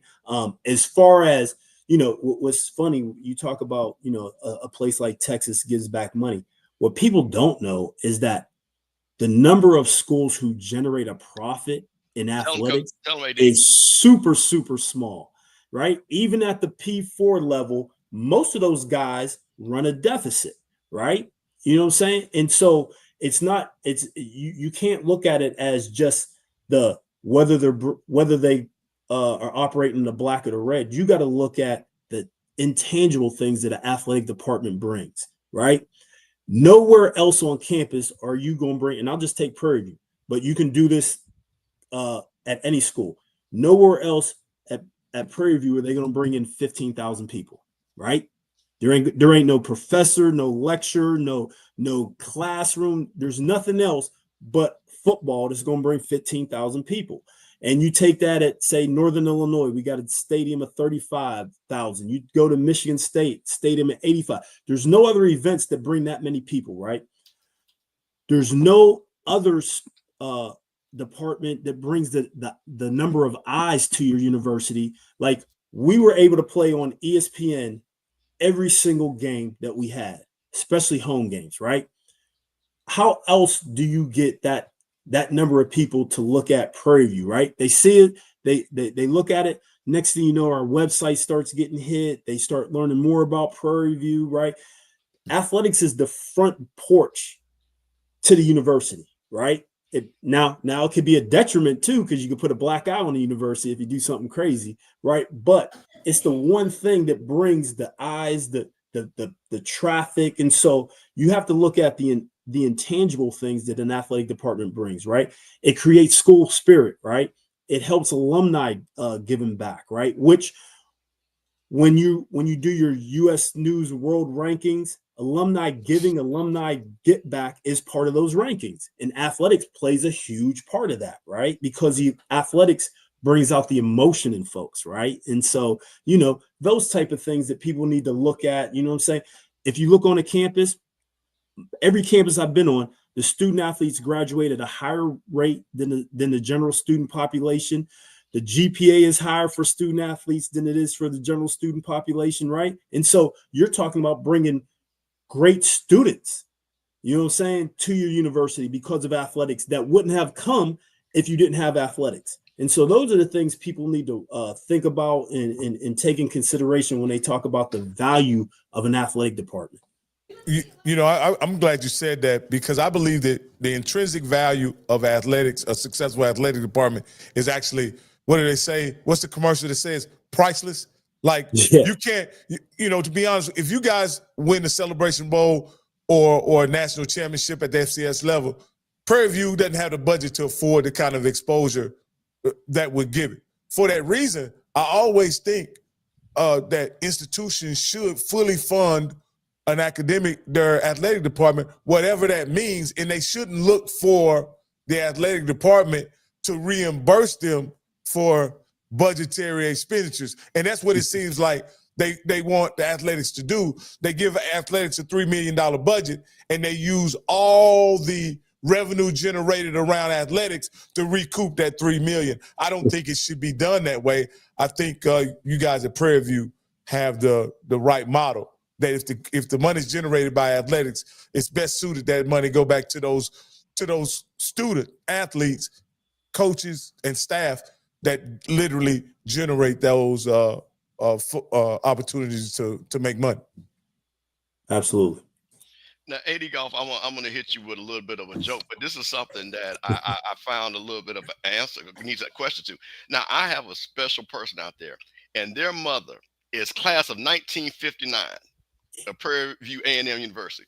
proud alumnus, Ann Williams. Now, she has a question she wants to know. She is in the Dallas area, and she's up in age. She supports Prairie View with her money and her time. But she wanted to know, and you talked about, is there any way that game that you play in Dallas against Ground can get back on TV and maybe generate some revenues from a broadcast standpoint? Is that something that, has that been discussed, as far as, getting that game on TV and maybe getting another revenue stream going? So with TV, obviously with Al, we'd have to talk with Al about that. I don't see why it couldn't or shouldn't be on TV. It's a great game. It's a classic. What happens is that, with classics, sometimes they don't want to put them on TV because they want to drive the folks to the actual game. But I don't see why it's not on TV or shouldn't be on TV. Well, I'm just going to tell you. So as they say, the old heads wanted to know. So I had to make sure I asked that, because one of the things that I know that you're in, and I saw at the press conference with Coach Jackson, and I, seeing something. I think one of the things, and I think you're learning, which because you've been around this, the older alumni who have loved these schools, who have always, they're going to be the ones when you ask for that first dollar, they're going to be the first one to give you that dollar. So those are one of the things that I know that you hear about, the things like the parking and things like that, all those different things that you have to worry about, the little things. I know our AD is like, hey, when we going to get the bathroom fixed? So all these things that even at a high level, like you're saying, while you're balancing balance sheets, you're trying to make sure there's toilet seats in the bathroom and things like that. So can you talk a little bit, from a more grounded thing, that some of the alumni that you're looking at, that they've kind of say, hey, AD, we're glad you're here, and some of just, smaller things that you say, you know what, Mr. Campbell, this is something I saw that we're going to change and make better, because I think that's something I've heard that you've been doing too also. Yeah. So what I try to do is I try to look at everything from the ground up, right? Fan experience is important to me. So I've been working with our police department on campus, with our parking, trying to figure out, when we have these big games, because I expect to have a big crowd, right? And so, figuring out ways to get folks on campus, off campus in a smoother direction, working with our auxiliary services, to make sure we're cutting the lines down when it comes to concessions, being able to, try to go as digital as much so folks can get through the lines. You know what I'm saying? Those type of, like, the game experience is really important to me. We put a survey out there asking for feedback, like any ideas that people have come up. Some people have come up with some great ideas and we've tried to implement them. Some people have come up with some crazy stuff and I have to be like, nah, that's so outside left that I'm not even gonna look at that. But really having some more fan experience. And then pregame, right? For me, like, I want to create a mini homecoming feel every game, right? Homecoming at PV is off the meters, right? Like 60,000 people RVing. I had never seen nothing like that in my life. Now, I've been at some big schools and homecoming big that day, but to start seeing RVs roll in there on a Wednesday and don't roll out until a Sunday was an experience, my first homecoming, right? And so, I know we can't do that every game, but 5 times a year, I feel like we should have something similar, right? That our fans would come up early, and that alleviates some of the traffic. Everybody, if we play at 2:00, everybody can't show up at 1:15, 1:30, right? And expect to just roll in and go to a parking spot, right? Like, so, trying to have that type stuff, man, and listening to the folks. Like, I understand, like, it's frustrating to sit in the line. I get to campus super early, so I never have to deal with that. But, trying to make sure that we're providing a great fan experience as well as a student athlete experience, because having fans in the stands, having students in the stands creates a home field advantage, right? When you have that support as a former student athlete, understand you play a little harder when the stands is packed and the band is playing hard for you and those type of things. And so making sure that we have that for our student athletes is important to me. AD Goff, as we wrap up, as a PV father, my daughter is a senior at PV, and she'll be graduating next year. And so it's been a great experience for us at Prairie View. And for that reason, I'll always be a supporter and a donor to Prairie View. And I look forward to all that you guys do. It's a top-notch university. You get a top-notch education. And some of the most successful people in Texas and in the country are Prairie View alumni. what can be done to do two things? One, get them to come to home games. Two, and the other thing is to get them to support the athletic programs that's in keeping with the prosperity that they're experiencing in other areas of their career and their life. You know, what can be done to kind of get them more involved, for the lack of a better word? So I think for us, you know, making sure that we're having those touch points, right? You can never have too many touch points, whether it's social media, whether it's emails, whether it's calls, whether it's hosting events. Like we've started hosting a lot more events. Like Houston's a big city, right? And so, you know, putting events in Houston, putting events in the northwest suburbs, what we call the I-99 corridor, going from the Woodlands all the way down to Katy, right? Making sure that we're engaging Waller County, right? Folks out at Waller County. You never want to forget the folks where you're housed at, right? But I think we're going to we're just scratching the surface right now. But I think we're going to continue doing a great job because we are now revamping how we do things, right? We've never had somebody who was a full-time fundraiser just for athletics, right? Designated for we've never had a multimedia rights to, like, I'm amazed that so many of our facilities aren't named after any corporations. Like we've never done, like it's still called Panther Stadium. The stadium was built in 2016. Like I want to go out there and find somebody to put their name on it, right?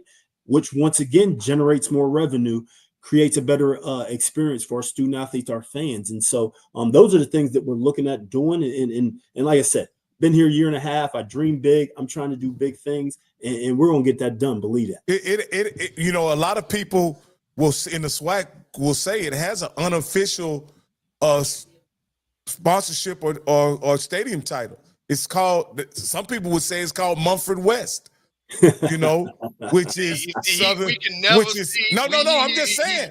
There's some people that would say always have a train wreck before the end of the show. No. Some people would say that it's Mumford West, Coach, and we got to get that fixed, Coach. We got to get that fixed. That's top on the agenda, right? But what I do know, last time I was over there at Southern, we won. Tell me, Goff. I mean, I don't know a lot. I don't claim to know a lot, but I know last time I walked up in that stadium, I walked out there with a W. There you go. That's what I want to hear. Now, Eddie, I gotta say one thing. Now, I just got a text. Now, the class of '59 has given you a seal of approval.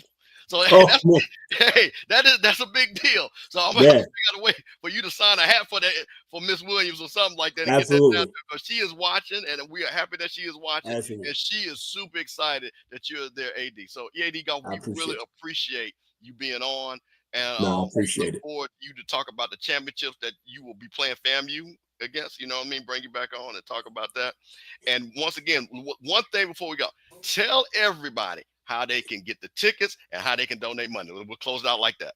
Yeah. So pvpanthers.com, right? You go on there, you can buy your tickets, you can hit the donate button, you can give to whether it's the Football Excellence Fund, the AD account, or any other sport that we have of our 18 sports, right? Give, buy. Come out to the Panther Stadium, come out to the Baby Dome, and make sure you support the Panthers. There it is. AD Goff. I'll share the screen right quick. AD Goff, if you don't mind, with you here. And it looks like, looks like it's pretty simple. We got tickets right here. Yep. We got the 35 for 35 banner up. Yep. Looks like it's pretty easy, AD Goff. There's no excuse. And you got the donate button right there. You got the school store. Like, we just redid this whole website because I wanted to make it easier for people to find things and for people to give. Absolutely. Hey, AD, I want to personally thank you for coming on, man. Like I say, during the hiring process of Coach Jackson, you were such a nice man. When I would send you an email, you would return my calls and tell me absolutely nothing. But I appreciated the phone call and you being up front. And you wasn't shifting the responsibility to anybody. You said you were the guy that was gonna make the call. When it was time, you were gonna make the decision. And I'm happy that you made what I would consider the best hire of this hiring cycle, in my opinion. I appreciate you, man. All right, thanks, Coach. All right, Mr. Campbell. That was a tremendous interview right there. I don't know why it's a train wreck, because you know those Southern guys. I'm surprised Adrian Crook ain't in here today. He would have appreciated that comment, calling it, you know, because he always refers to it as Mumford West. Well, see, this is the thing about it. See, we invite people in our house, and then every once in a while, you got to kick them out without a drink. You know, nothing to eat or anything like that. See, and we want people to come back to this house and see every time you got to start. And see, the thing about you, see, you start trouble, and you're not part of none of these fan bases. See, you just chucking grenades, and then you can walk out the door. You see what I'm saying? We got my PV folks all in here representing, and then you're going to chuck a grenade, and then you're going to keep walking. See, we can't have that, man. We can't. For sure. But we have, hey, man, this is a great show. We had AD Goff on. He gave us a lot of great content. I also would like to have him on at some point before the season starts, man, so that we can, so he can let us know what we can expect this upcoming season. Looks like they have a lot of things in motion over there at Prairie View, and looks like they'll have some things solidified this summer. And I look forward to hearing about everything that's going to be going on and this upcoming season. But with no further ado, I'm gonna have to drop you off of this live, because we have a FAMU person we're bringing up, Mr. Campbell. At this time, you can go ahead and disconnect. No, see, there you go. There you'll start in trouble. Listen, one of the things that we like to do here on HBCU Coaches Corner, because we talk a lot about what the alumni do. We talked about the street committee, but one of the things I wanted to do, and I'm super excited to bring on the next part, to really talk about how the Alumni Association and athletics intertwine and how they work together. So I am super excited to bring on Florida A&M's NAA president, Curtis Johnson. Hey. What's Hey, wow. I can't believe I'm still up this time of night, my brother. Listen, man, Curtis, we knew it was late, but see, wait, man, you know, we got to have to close out the show. You know what I mean? Close out the show. Let's put it like this. You know, it's Tuesday night. I'm in Tallahassee. Now, if it's Wednesday night, I'll be heading over to Top Flight for some chicken wings. Now, Rocky, now listen, I'm going to set this up, because let me tell you something. I've known Curtis for a long time. We went to school together. Curtis is one of those people. See, this is what's so great about this, and we're going to talk about this. You know, when you have people on campus and they superstars and they always doing the right thing, and, you know, people look up to them and stuff like this. Curtis is one of them people. And then the boy that grown up, and now he's the alumni president, leading us and things like that. So, Curtis, I'm super excited. I'm super proud of you. But one of the things, and I want to start this off, because I think this is so important. As you said, sports and alumni, of course, intersect. There is no sports without alumni participation, being in the stands, financing, and things like that. So I want to start with this, and then we're going to go back to the overall point of view. Now, Rock, I know you remember this. We had just come off of Celebration Bowl, HBCU National Championship. I got the word that our coach potentially was going to leave. And this man put out the call to all the alumni, and in 48 hours, raised over $150,000 plus. And Curtis, I could be wrong, but this was because I'm part of some of the DSOs, that there were commitments to up to $500,000 of $25,000. Can you walk us through how that you galvanized the rallies to raise that, and how that process went with your communication with the AD to get that going? Yeah, well, hey, it was. I recall it vividly, man. We were doing it. It was during the Christmas holiday season, making it more important, right? We had just come off this Celebration Bowl victory, and we were. The word started to get out that Coach Simmons at that point was not re-signed, and that we needed to really kind of figure out what we needed to do, and to keep this train together, keep all the passengers and coaches on that train, and set up for the repeat. And so, you know, Rattler Nation started as we usually do. People started having conversation. Phones started ringing. Social media started buzzing. People called me. The AD called. I said, okay, well, what's the number? And she made a call to all of the direct support organizations, to include the National Alumni Association, the Boosters, F Club, 220 Club, Rattlers Alone, certain fraternities, sororities. We all came together in our unique way to say, how do we put forth this genuine effort to make sure she has the funds to keep our coach at that point. And we went to work. We went to work in a monumental way. The Alumni Association has always and will always support athletics, particularly football, but we support all athletics. And we really take our cue from the actual Rattler Boosters. They are the official direct support organization of all sports, right? So it's not just football, it's baseball, volleyball, everything we do, all 13, 14 athletic programs. And so we usually defer to them. And I usually defer to my NAA members. Hey, if you really are into sports, you also have to be a member of the Rattler Boosters because they directly, all of those funds go to the sports program. We take on not only sports, we have scholarships. We help to recruit students to FAMU. We help to keep students in school when they need a little change. They run into a little deficit and to keep them on track. And then, of course, we connect those students when they graduate to alumni chapters across the United States. So that's kind of our role. But Steve, like I said, the call went out. We raised these monies.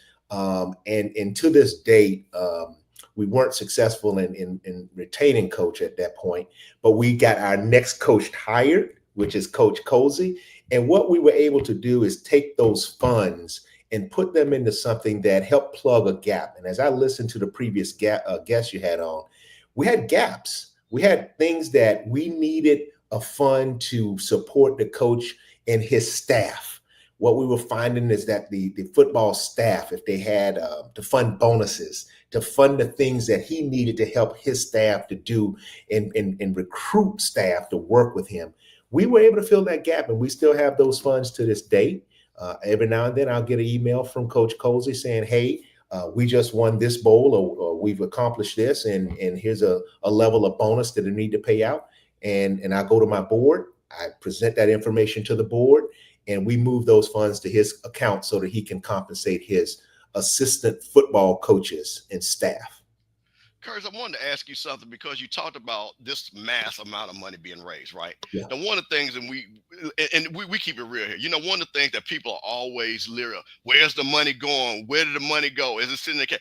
Can you really talk about the checks and balances, how the alumni, when you're donating money like that, and why we can feel comfortable? And this goes for a lot of alumni associations do the same thing, but kind of talk about that process, because what we have is a fear of a lot of people scared to give money. You know, what they're going to do with the money, who's getting the money, somebody's buying a car with it. So kind of talk a little bit about that process and how that works, and that the money is still there and like you say, and being utilized. Absolutely. So all of these funds, we have specific designated accounts in the FAMU Foundation, right? So we take those monies and we put them in these, what we call restricted accounts. And so those funds are not commingled with any of the operational account monies that I need to run the National Alumni Association. So we have a specific account, what we call the Football Coaches Compensation Account. And we have a specific number. So even if somebody wanted to give a gift to that account, it will go directly there. That those funds are there. And the only way those funds are dispersed is it's triggered from Coach Colsey. So he'll send a request to our AD. She's copied on the email. It comes to me. And then I take that request to the board, the National Alumni Board. And so they see it and they see the request. And this is how much money, this is the balance in the account. And after we make this money, this is what's left, right? And so everything is above board. We turn it over to Coach Colsey. And Coach Colsey then will take it in his account and disperse it to his respective coaches that, you know, deserved or won the actual financial contribution that he's seeking. We have nothing to do with it. We're simply we receive the money and we disperse the money where it's supposed to go. And we have a very strict accounting of that. We have to fill out these forms and it's all on file. And so it's all there. Let me ask you this, Curtis. And I want to say, when I had the opportunity to visit FAMU, when you guys played for a SWAC championship, you and your alumni, I was able to attend one of your functions with Mr. Campbell there, and your alumni was gracious, and it was a very delightful event that evening. So I want to thank you for that, because I felt like part of the family just for a day. Yes. Come on back anytime.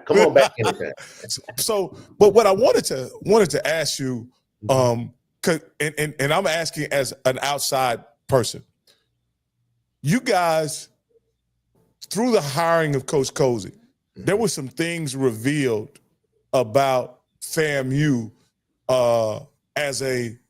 we got to see how the sausage is made, so to speak, because of that process.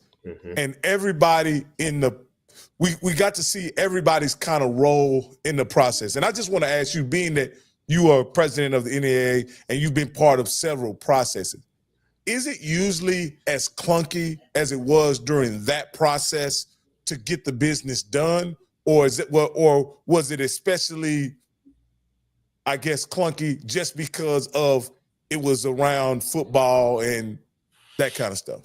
Yeah, I wouldn't say. I think at that point, the culture at FAMU was at a point where we had an AD who had come to us and hired, and so it was the first process that she was bringing through with the hiring of a new football coach.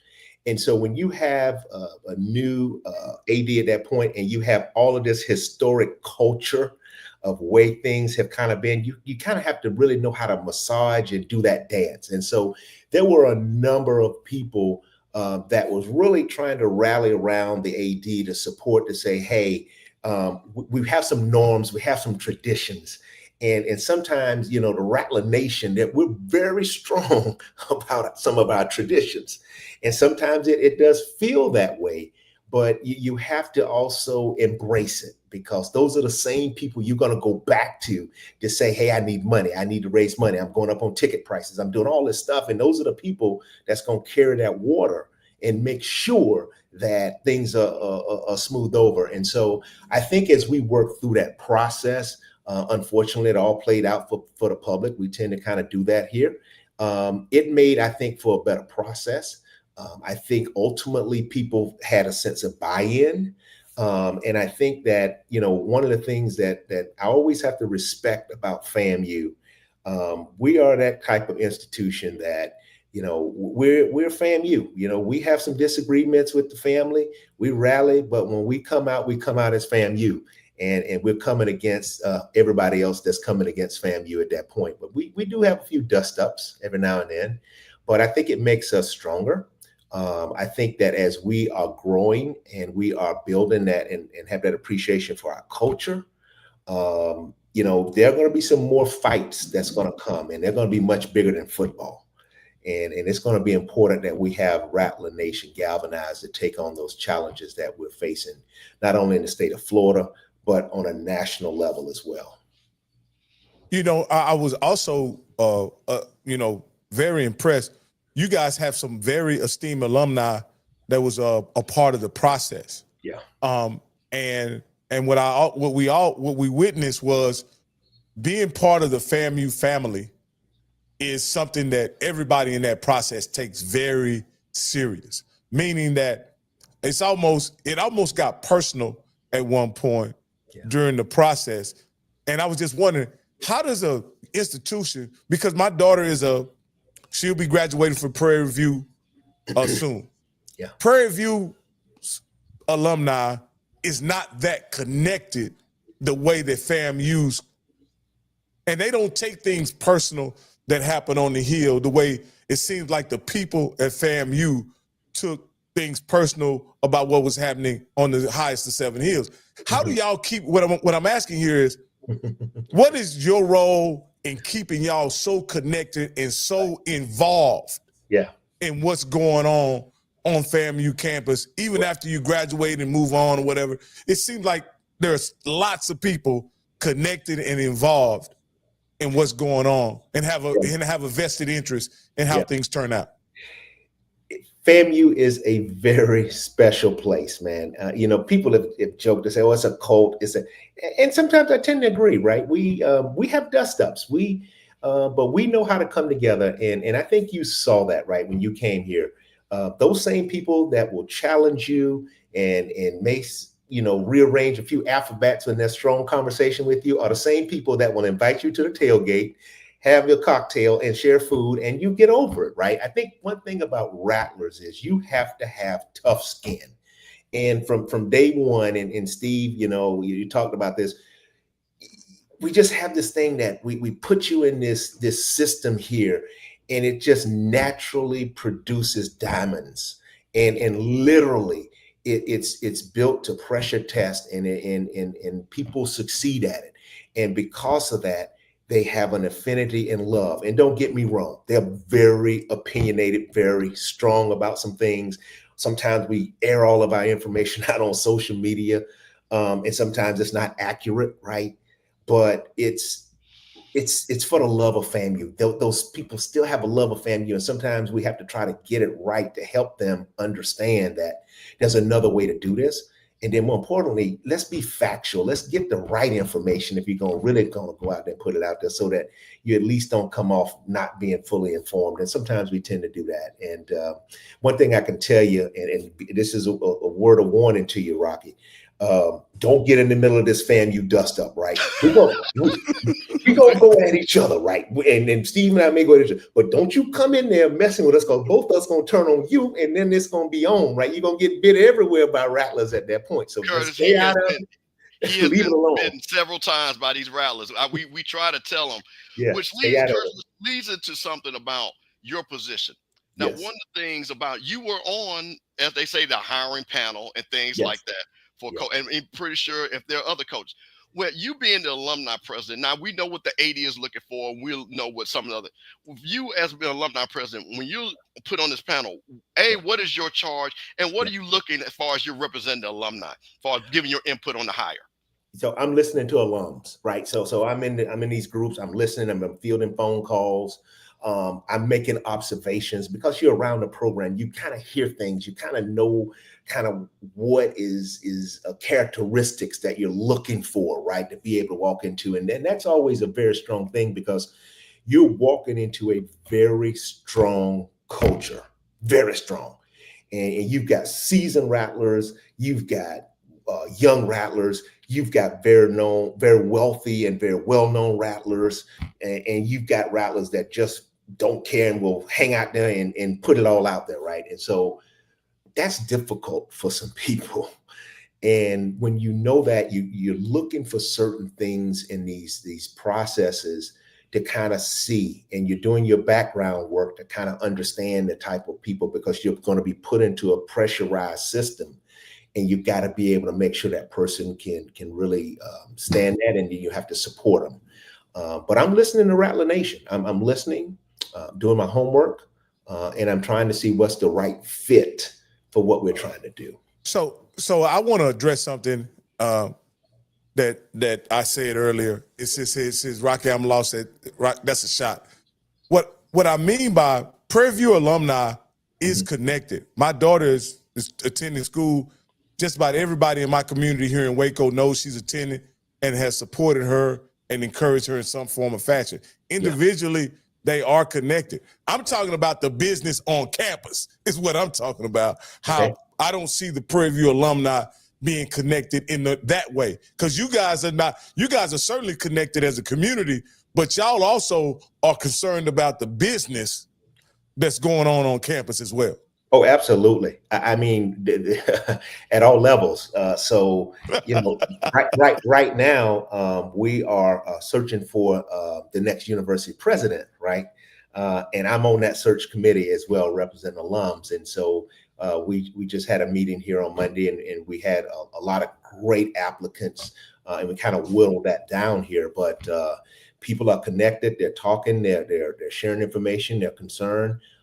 And then they're concerned about what happens day in and day out on that campus, right? If customer service is one of the big things I hear a lot of from alums, right? I get those calls. Hey, my daughter, my son applied, and they have this, they have that, and I feel those questions, right? And they reach out to me, and some of them feel connected, and I get I triage them to the right area and get them right information, and that's a part that we play as alums, to be that communication source back to it. We try not to get in it because they have their rules, but we try to at least get information back to the presidents and region vice presidents so they can inform. But we do stay involved. That's one of the things that I got to just share this about why we need to continue to protect National Alumni Associations, especially FAMU, because, we're in the state of Florida.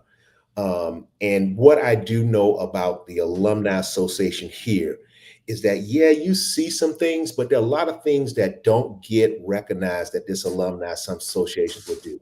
I'm talking about the recruitment of students, because some of these kids never heard of FAMU until people in their community, a guidance counselor, retired teacher, or somebody brings up FAMU to these kids, and they bring them to this campus and they see all of these beautiful people walking around and having great educational experience.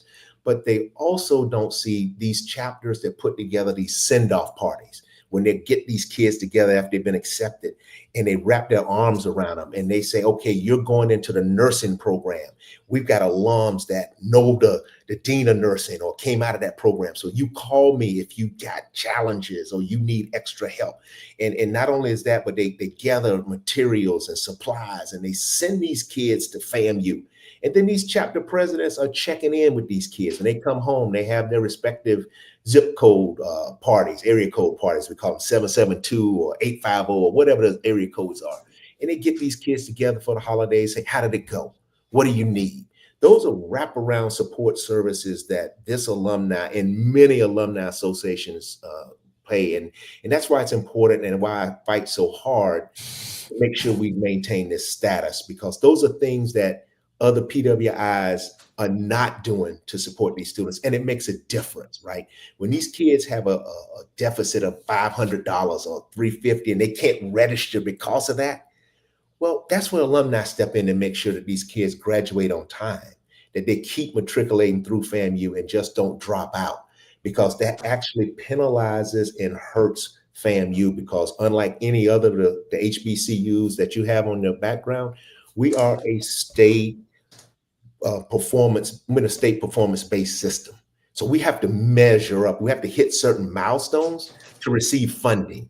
Some of those institutions behind you are state funded. They just get funds from the state and they have it. Well, they put some criteria and some benchmarks on how you're going to get money here in the state of Florida. And guess what? It's not just FAMU in there. We're competing against University of Florida, South Florida, Central Florida, all of the other public institutions. And we're expected to hit those same marks. There's no excuses, right? So we need those wraparound services to make sure our kids are nurtured and our kids are supported and need that. And so that's the importance of the Alumni Association, and why we work so hard and why we're so passionate and stay so involved with these kids from day one. Now, Curtis, I know one of your major initiatives is growing the Alumni Association. Yeah. And one of the things that I found interesting, and we're talking about this using that athletic lens. One of the things that I saw, and I know you saw this, and maybe you can talk a little bit about it, that our Alumni Association partnered with Alabama State's Alumni Association in Dayton, Ohio, to, as you say, that care package to send that team. How do the different Alumni Association, because we all, even though we compete on the field, we all family. So do the Alumni Association, when we get together on athletic events, you meet the Alumni Association president, we'll work together to have a great game day experience or things like that where we can support each other if we've got a school in town, for whatever reason. So that's something that, that you have knowledge of. That's something that you encourage the alumni chapters to do. And also by getting more alumni, we could do more things like that. Absolutely. So one of the things that, we do, there is a network of alumni NAA presidents, right? So I've been on with most of the alumni presidents in the background there. And we have a network. We talk, we support each other. We ultimately all have the same challenges, believe it or not. It doesn't matter if you're in Alabama or you're in Florida, it's still the same, right? And it's all about how do we get more of our actual graduate alums to be active members of these associations, right? So we have to overcome perceptions, things that happen to them and building that value of why they need to become a member of the Alumni Association. It's not too difficult to recruit them back for homecoming and they have a great experience, but it's beyond that, right? We want you to have a great experience, but there's a part that you contribute to that will be cemented in legacy that will allow for you to support the people coming after you. And that's where we have to really kind of shift that understanding to say, hey guys, have a great time at homecoming, but also make some of that money. Let's peel back some of that money you out there having a great time with and spending out there, turning up. Just take 100. That's all. It won't stop the party. Trust me, it's still enough to go around. but take 100 and invest in your membership. Get your membership or get your life membership, because those funds, particularly with us, they're restricted. When I've gone on to the great gates beyond, that money is still going to be here, spending off interest, supporting kids at Florida A&M. And I'd rather have it that way. If I've got to miss a party to do that and get my life membership, which I've done, many years ago, that's what it should really be about. And so, but yeah, we do, Steve. We do network when we do go to visit other schools. There's a camaraderie there. We do meet with those other presidents. They do host us. We do have conversations, and we all kind of work together. Now, I'm gonna say, Rocky, I gotta set one thing, and I think Curtis understands it. The reason why people know our business because we have something called the Sunshine Law in the state of Florida. So there's nothing that we can hide, and Curtis can talk a little bit about that. When he has official meetings and things like that, that's on record in the state of Florida. So that's why, Rocky, why you say you might think we're in it is because people see it. A lot of states do not have these same laws that we are held against, and I think that also shows that we're not afraid, as they say, to make the sausage made. Because, Curtis, I will tell you this channel, we show a lot of things about how FAMU is run. But I tell you what, we got a lot of respect because a lot of people saw that we were not afraid to have difficult conversations in public. Right. Yeah, no, we operate, we have to operate in the sunshine here. So our meetings are public. We have to public notice them. We allow public comment. There's certain records that we have Freedom of Information Act that they can request, but there are some records that are not subject to FOIA. So, I mean, we have this stuff that we have to put out there, and we're happy to have the conversation with people, with alums, and, some accept it, some don't, right? But it is what it is, but we do have to operate, and we do operate in the sunshine. I just want to ask you a question.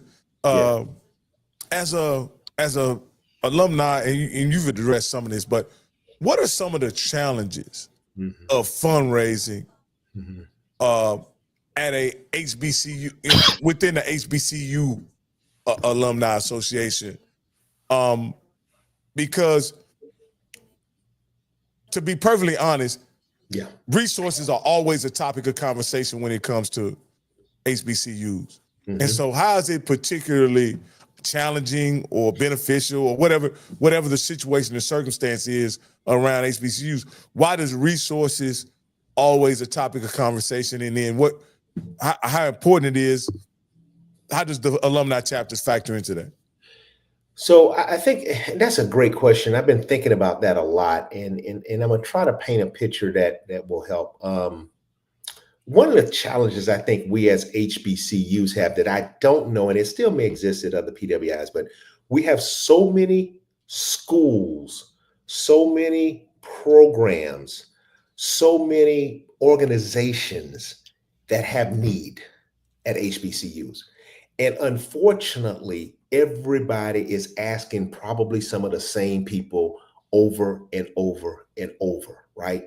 And so what we've got to try to do is cast a little wider net to spread that ask about, right? So I'll give you an example. We have a great band here, right? And so the band has a really big need when you move that amount of people to football games. So the people that obviously played in the band that's their thing, right? I mean, they want to make sure that band is supported, and they want people to, but we also have sports, right? All of these different sports. We got basketball, baseball, volleyball, everybody, right? That has a need. And literally when our teams travel, and I'm not talking about the big revenue, I'm talking about the small revenue sports, the tennis, the swimming, the track, the baseball, softball, they travel. Alums are meeting them there with care packages, right? So again, you're asking those people that's contributing over, and so you have that, and then now you have the National Alumni Association, right? We're asking because we have to support these kids academically through FAMU.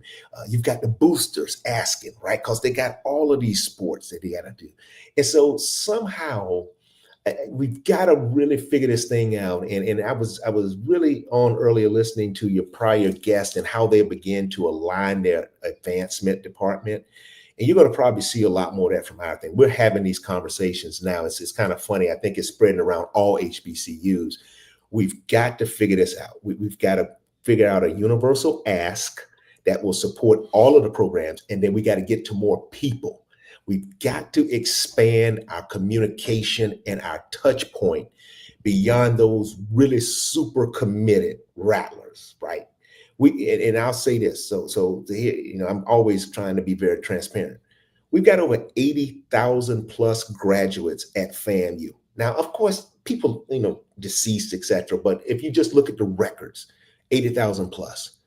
I've got about 5,000 that are active paid members of the National Alumni Association.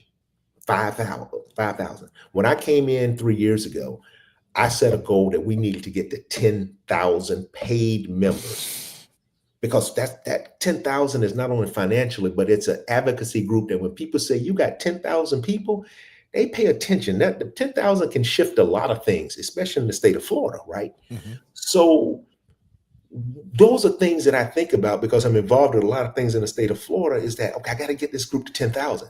So now I got to build my infrastructure to handle that. Well, we are a 501c3, all 100% volunteer organization.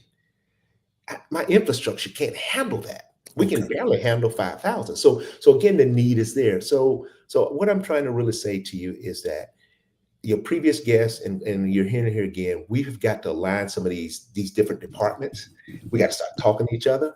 And then we got to be able to communicate that back out to, in this case, Rattler Nation, to say, hey guys, yeah, you come in, you're saying you're a graduate, and you are, but you're not really contributing to the point that we need you to contribute, because we need a lot of people to do a little.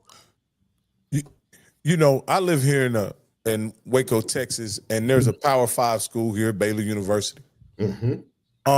And they have what you would call an entire fundraising department, where they have personnels within that department that just work on capital campaigns that have to do with athletics. Then they have capital campaigns to have to do with things that are happening on campus.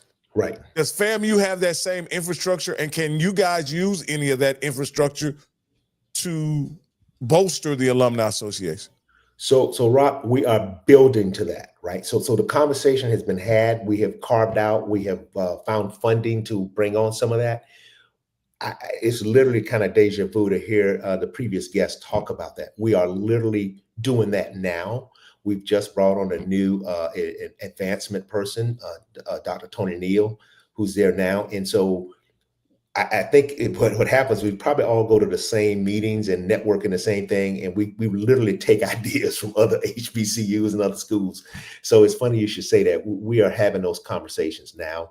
I know the foundation is done a study. We're looking at a capital campaign, right? So we're in that phase where we are in the background, really doing our research to see if it can be supported.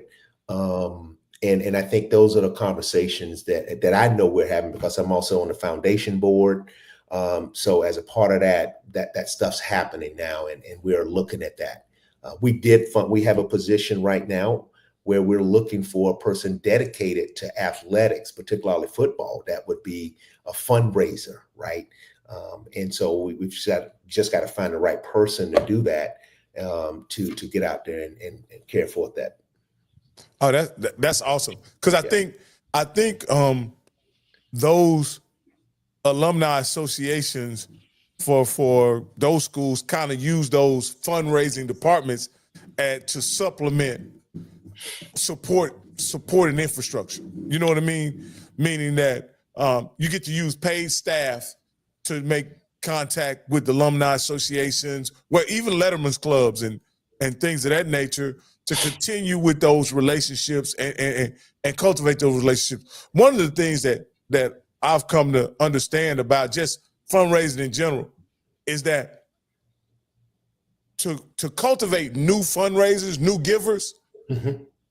It's often cheaper, rather than go after the new givers, to just press on with the people you have and just ask those people to give more. Yeah. Now, that's not fair in my opinion, to the people who are already generous givers.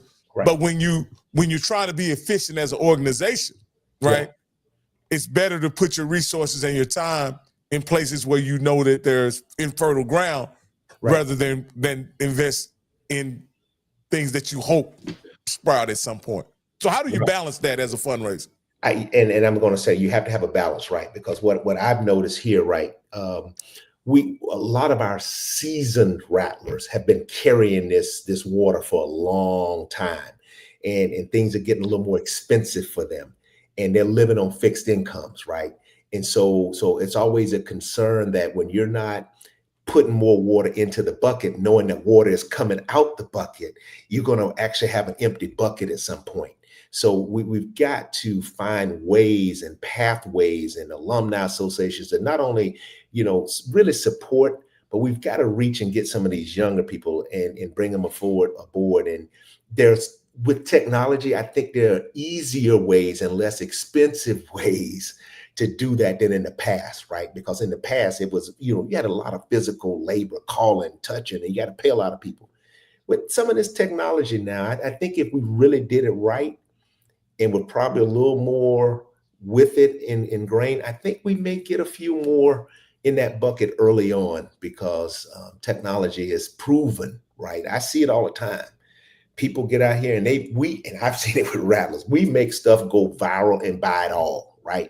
I mean, we're selling shoes, we'll sell fans, we'll sell a certain particular gear that they see. Technology does that. If we just got to find a way to turn it on so that it supports our university. I have to ask this question, Curtis. Yeah.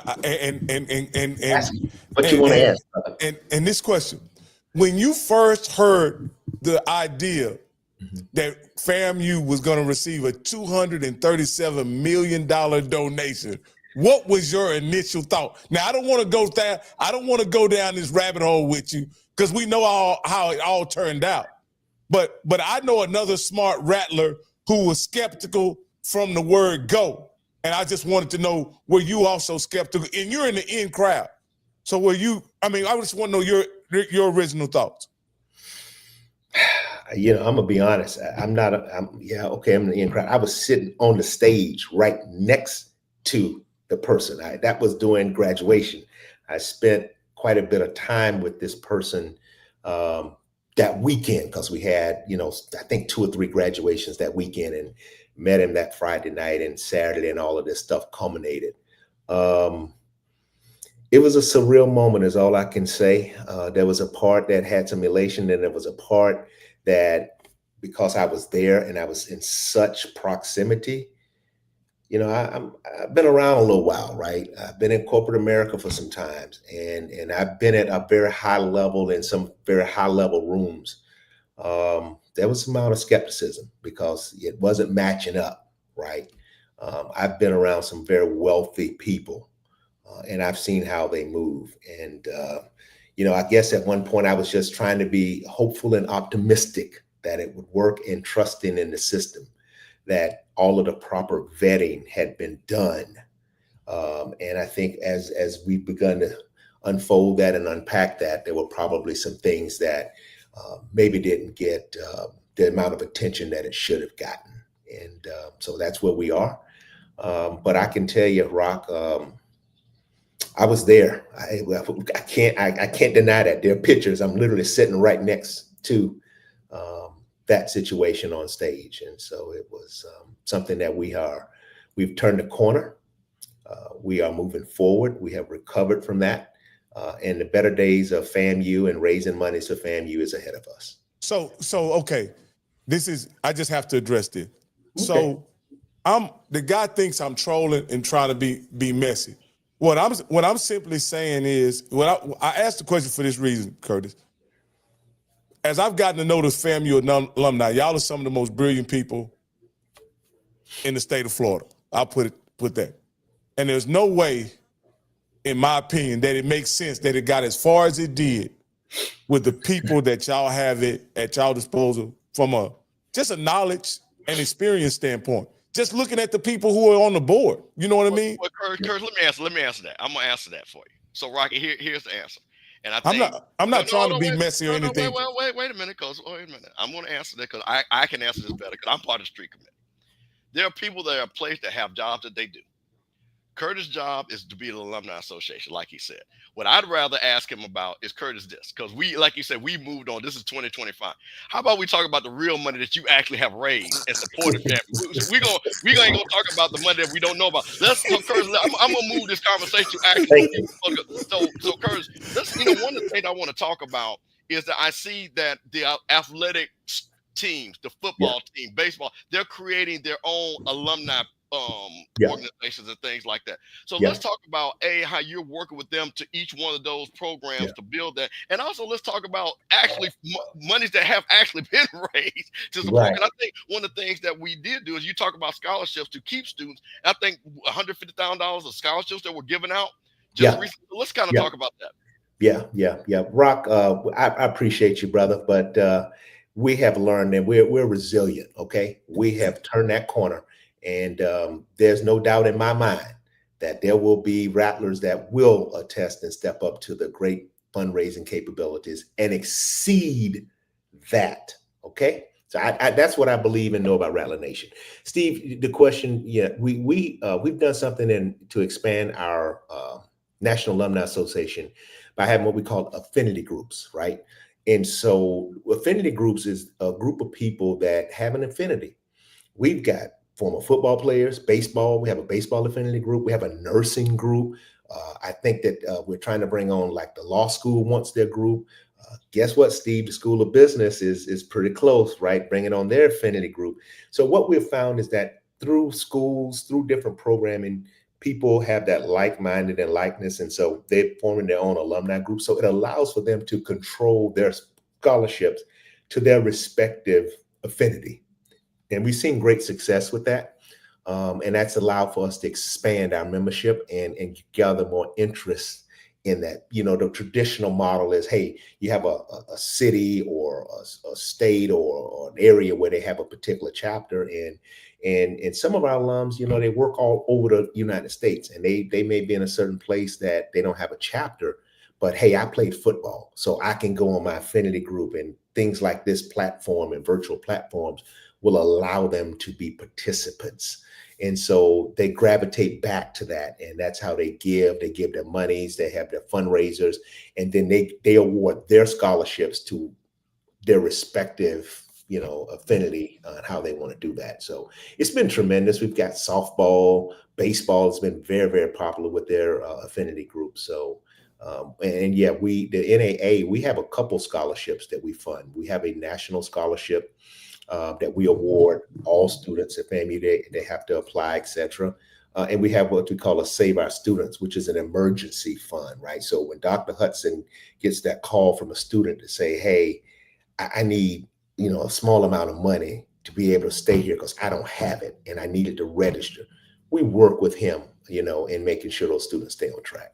Now, Curtis, one of the things I also want to talk about, because the alumni, we have athletes. And as people know, our athletes, again, majority, and this is any athlete, Power 5, Florida State, Florida, are not going to go pro. How does the Alumni Association work with our athletes for as serving them? Hey, we got, like you said it best. We've got a football player, basketball player that graduated, and we connect them with older alums as far as job opportunities and things like that.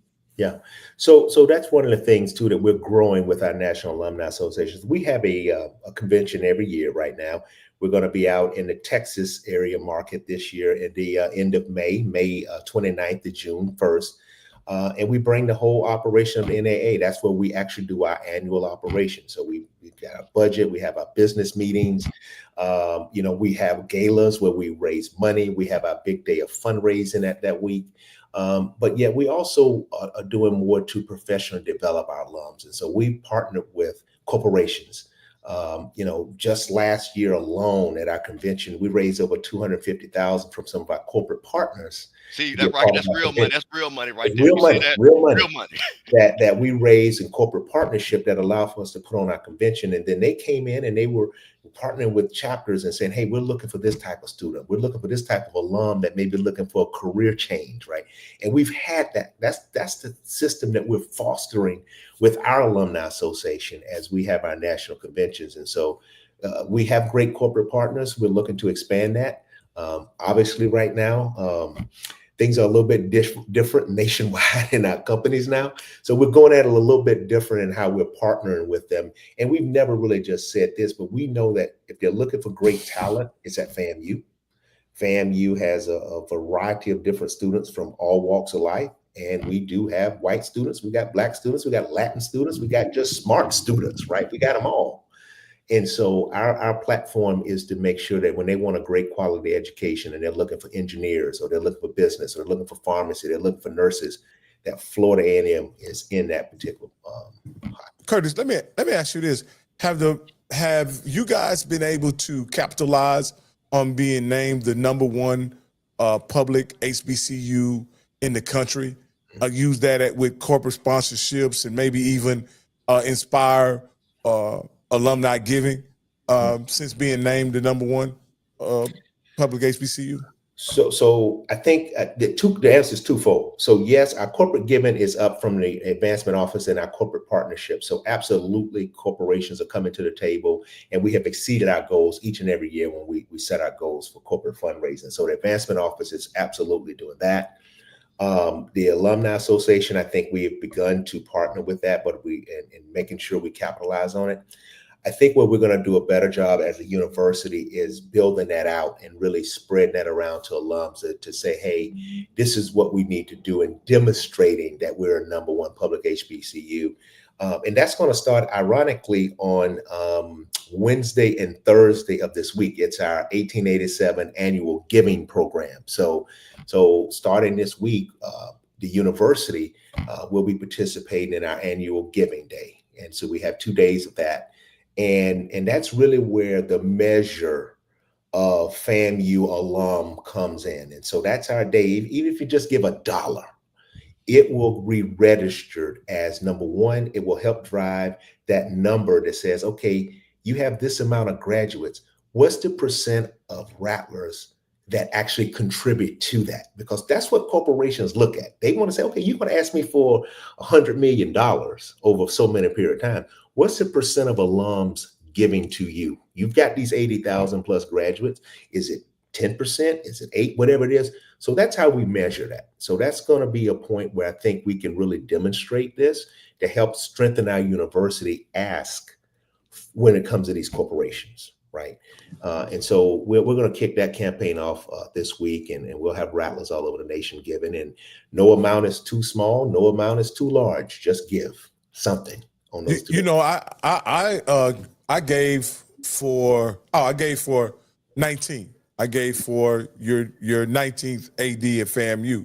Okay. And ever since I gave, you guys have been pretty consistent, reaching out and touching me and making sure that if I have any lunch money, any change fall out in the couch, y'all have stayed in contact with me. And you know, and I haven't unsubscribed from the emails yet. Thank you. Hey, do me a favor, Rock. Just share that with a few of your friends, right? Okay. Yeah, okay. AB, But no, she's a great lady, and it's ironic. So she's the 19th athletic director. I'm the 19th NAA president. So that's. And I think Cozy is the 19th head coach, right? So Yeah. we had our 19th number thing here. Yeah. Now, Curtis, one of the things, and we're going to wrap it up because I know it's late and everything, but it was That's a couple okay, things I want to, I want to bring up. Now, your term is getting ready to end. Now, you're running again. So a lot of people love the job that you've done. I respect the job you've done and things like that. What are you looking to in your next term to do? Yeah. And like I say, and again, I want to talk about two things. Again, just the overall point of view, and also because you do have a great relationship with AD Suggs, and how you're going to be also tightening that bond with athletics and the Alumni Association.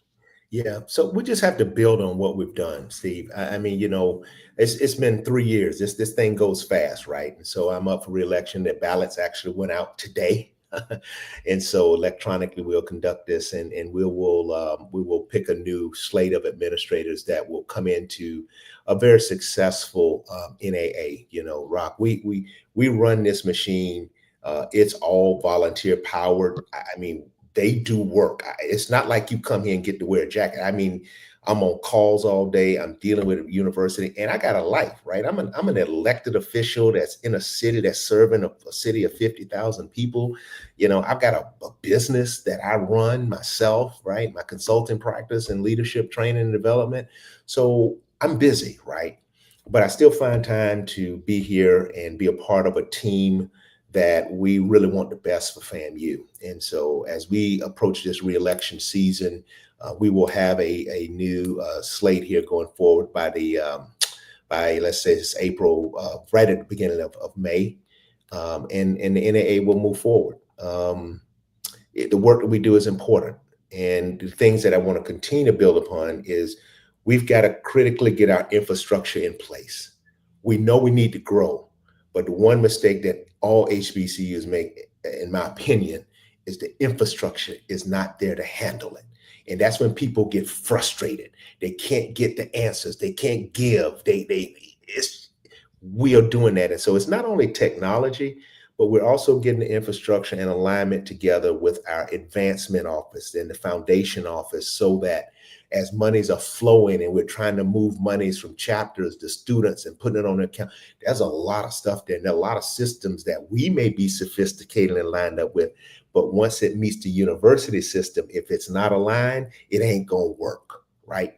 And so there are a lot of conversations that are happening now to get these processes in place. And then you compound that with a new university president coming in that's obviously going to bring and put their team around them, right? Whatever that looks like. And so it's just, it's a perfect, great storm. We will rise above this and continue to move forward. We're going to have a great football season, but we just want to build upon it, right? We want to support all our programs. We want the alumni to be strengthened to continue to advocate for FAMU at the Florida Capitol, at the nation's capital, and making sure that we're asking for the appropriations and support from those programs. And then we want to attract more alums. We want more Steve Campbells out there saying, hey, how can we really help get more alums involved with this and be a part of the great success that Florida A&M is, Florida A will continue to be, and Florida A&M will be here forever. And that's what we want to make sure. Absolutely. Hey, man, I don't know your role in the end zone VIP section. You don't have any role in that? I walk through and wave. I have a few cocktails with the people. I don't miss a great cocktail, right? So I have a great cocktail with the people, and just chop it up, man. Steve was here when I was here. I was the unofficial mayor. I was the mayor of Tallahassee because I love a great party. Now you're not gonna get me to miss a great party. No, I brought that up because most of the people there are alumni and seasoned alumni. What it looks like, and it's just a great environment. I had the pleasure of accompanying Steve in that area, and it was just a overall great time. Probably one of the best experiences I had in HBCU. Being around HBCUs, even in the middle of a monsoon, it was all right. Listen, I remember that vividly. I was just going to say, you were there with the commissioner and with the SWAC commissioner. He was there. We were all just swamped, but you know what? The beverages kept being poured and we got through it, and we had a great victory. We had a great party afterwards. So we just love that, man. And not only we did that for football, for basketball this year, we actually brought an indoor version of that to our basketball games. So that's the creativity of our AD Suggs and really seeing that. And we played a small role behind the scene to make sure that we could help support that. As a 501c3 organization that we run here, we are always looking to partner, and that's a great avenue that a lot of people realize that we're a 501c3, we're a DSO, and so there's a lot of great things and partnerships that await us, and we look forward to that. And Rocky, I just want to put one button on it. And I want to say this because you mentioned that, and I'm gonna say this because I know this because I had this discussion today. Florida State, the university gives $1 million to the Alumni Association to operate. Everybody on our Alumni Association, it is a labor of love. They ain't getting no checks, bro, and they work hard. They pay their way to get to where they got to go. They pay for their tickets to get the games. So the thing about it is, and that's what I think is, and I'm challenging all of us, because Curtis, what happens is a lot of times we have these YouTube shows and Facebook page. Everybody complains. Why this ain't perfect? Why this ain't? The only way it's gonna get perfect is we have people like Curtis and supporting them, because, like I said, it's a labor of love. So, Curtis, I really appreciate you coming on, because the one thing about it is we hear about what the alumni supposed to do, but I think it's very important to know that without sports, without the alumni, there is no sports, and vice versa. So, like I said, I appreciate you coming on, and like I said, we wish you well in the election. Thank you all. Have a great evening, man. And hey, who knows? Maybe back soon. Oh man, we gotta bring you back. Hey, Curtis, let me tell you something. One way or another, bring me back. Yeah, we'll bring you back when we do our football picks. We'll let you pick your picks and stuff like that. All right. Take care, thank you, Curtis. All right. Hey man, this has been a great day, man, or evening. We've had AD Goff to give us his experience as an AD and the functions of an AD and the things he's trying to do at Prairie View. We had Curtis, kind of echo some of the same things and said FAMU is trying to implement some of those same things that AD Goff was talking about, man. Looks like HBCUs are in good shape, huh, Steve? Man, listen, the thing about it, what makes HBCUs are the people. And what I'm super, and Rocky, what you need to do is open up the phone line for 5 minutes so these FAMU pit rallies can curse you out and everything for 5 minutes. The phone lines are open. Hey man, listen, y'all call in and tell this joke. Hey man, listen, let me say this. This is what's so great. First of all, let's talk about the Prairie View people. And I'm gonna say, and this is what people don't understand. You Rocky, and I'm saying this as a joke. You'll make a statement, but we love our schools. And we ain't gonna let nobody, I don't care if you, like Curtis said, even if you get to the school, because we know what our schools have done for us. Those Prairie View people are, like I say, I had a person, class of 1959. She loves her school. She's watching this show because she wants to support. That's 1959, bro. You see what I'm saying? We got all the Prairie View people in. So when we hear things and jokes, bro, we gonna get at you. So I'm just letting you know, don't ever think that we don't love you, but we gonna get at you. Same with the FAMU people. So yes, with the 237 thing, we understand what it is. But neither I can't control it, Curtis can't control it. No. But what I'm saying is, but the one thing about it didn't stop FAMU. That's the great thing about it. It didn't. A lot of people would be like, oh man, listen, man, whatever. We keep moving, and we still turn out to be the #1 public HBCU. So what I'm saying to all my people that watch the show, first of all, I appreciate you because you all are supporters of your schools. You always gonna support school. And like I say, when that joker Rocky get out of line, man, just check him like y'all do, man. Just check. Again, Curtis, he's so professional, so knowledgeable, and in the conversation, I really wasn't doing it to be disrespectful, or even be funny. I just wanted to get an understanding of someone of his acumen in the moment. What was he thinking? That's just what I wanted to know. What was he thinking in the moment? I didn't want us to rehash or relitigate that experience. But a guy of his intellect, you kind of knew it was a fugazi right off the bat. Well, see. This is why I think. Well, I want to clear something up. I think. Well, let's be clear.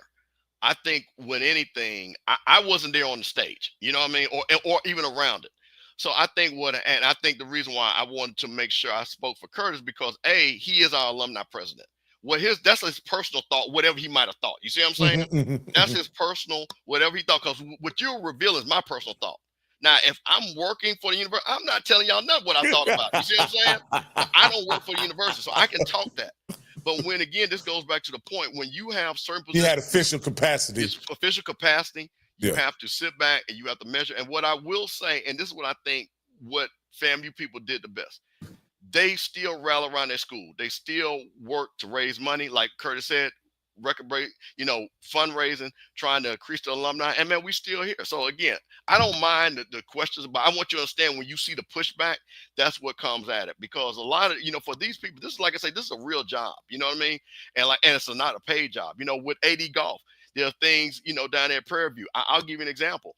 With the situation with Al Wash, I have Prairie View people that have a certain perception about dealings. You see what I'm saying? But that's not for me to say. But what I do like what AD Goff talked about was, hey, this is what we're doing to increase Prairie View's fundraising capabilities. This is how we're going to make a better game day experience, because all we want, and I think everybody agree, I want every school to have competent people at the helm.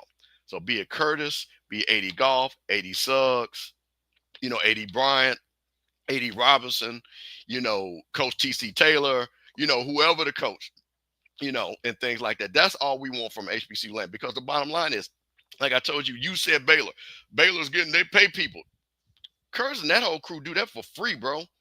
And they make it look good. You see what I'm saying? They make it look good. Yeah. It was, like I said, that was a compliment for him to be able to do get done as much as he does on a volunteer basis with no budget at all, with no paid employees.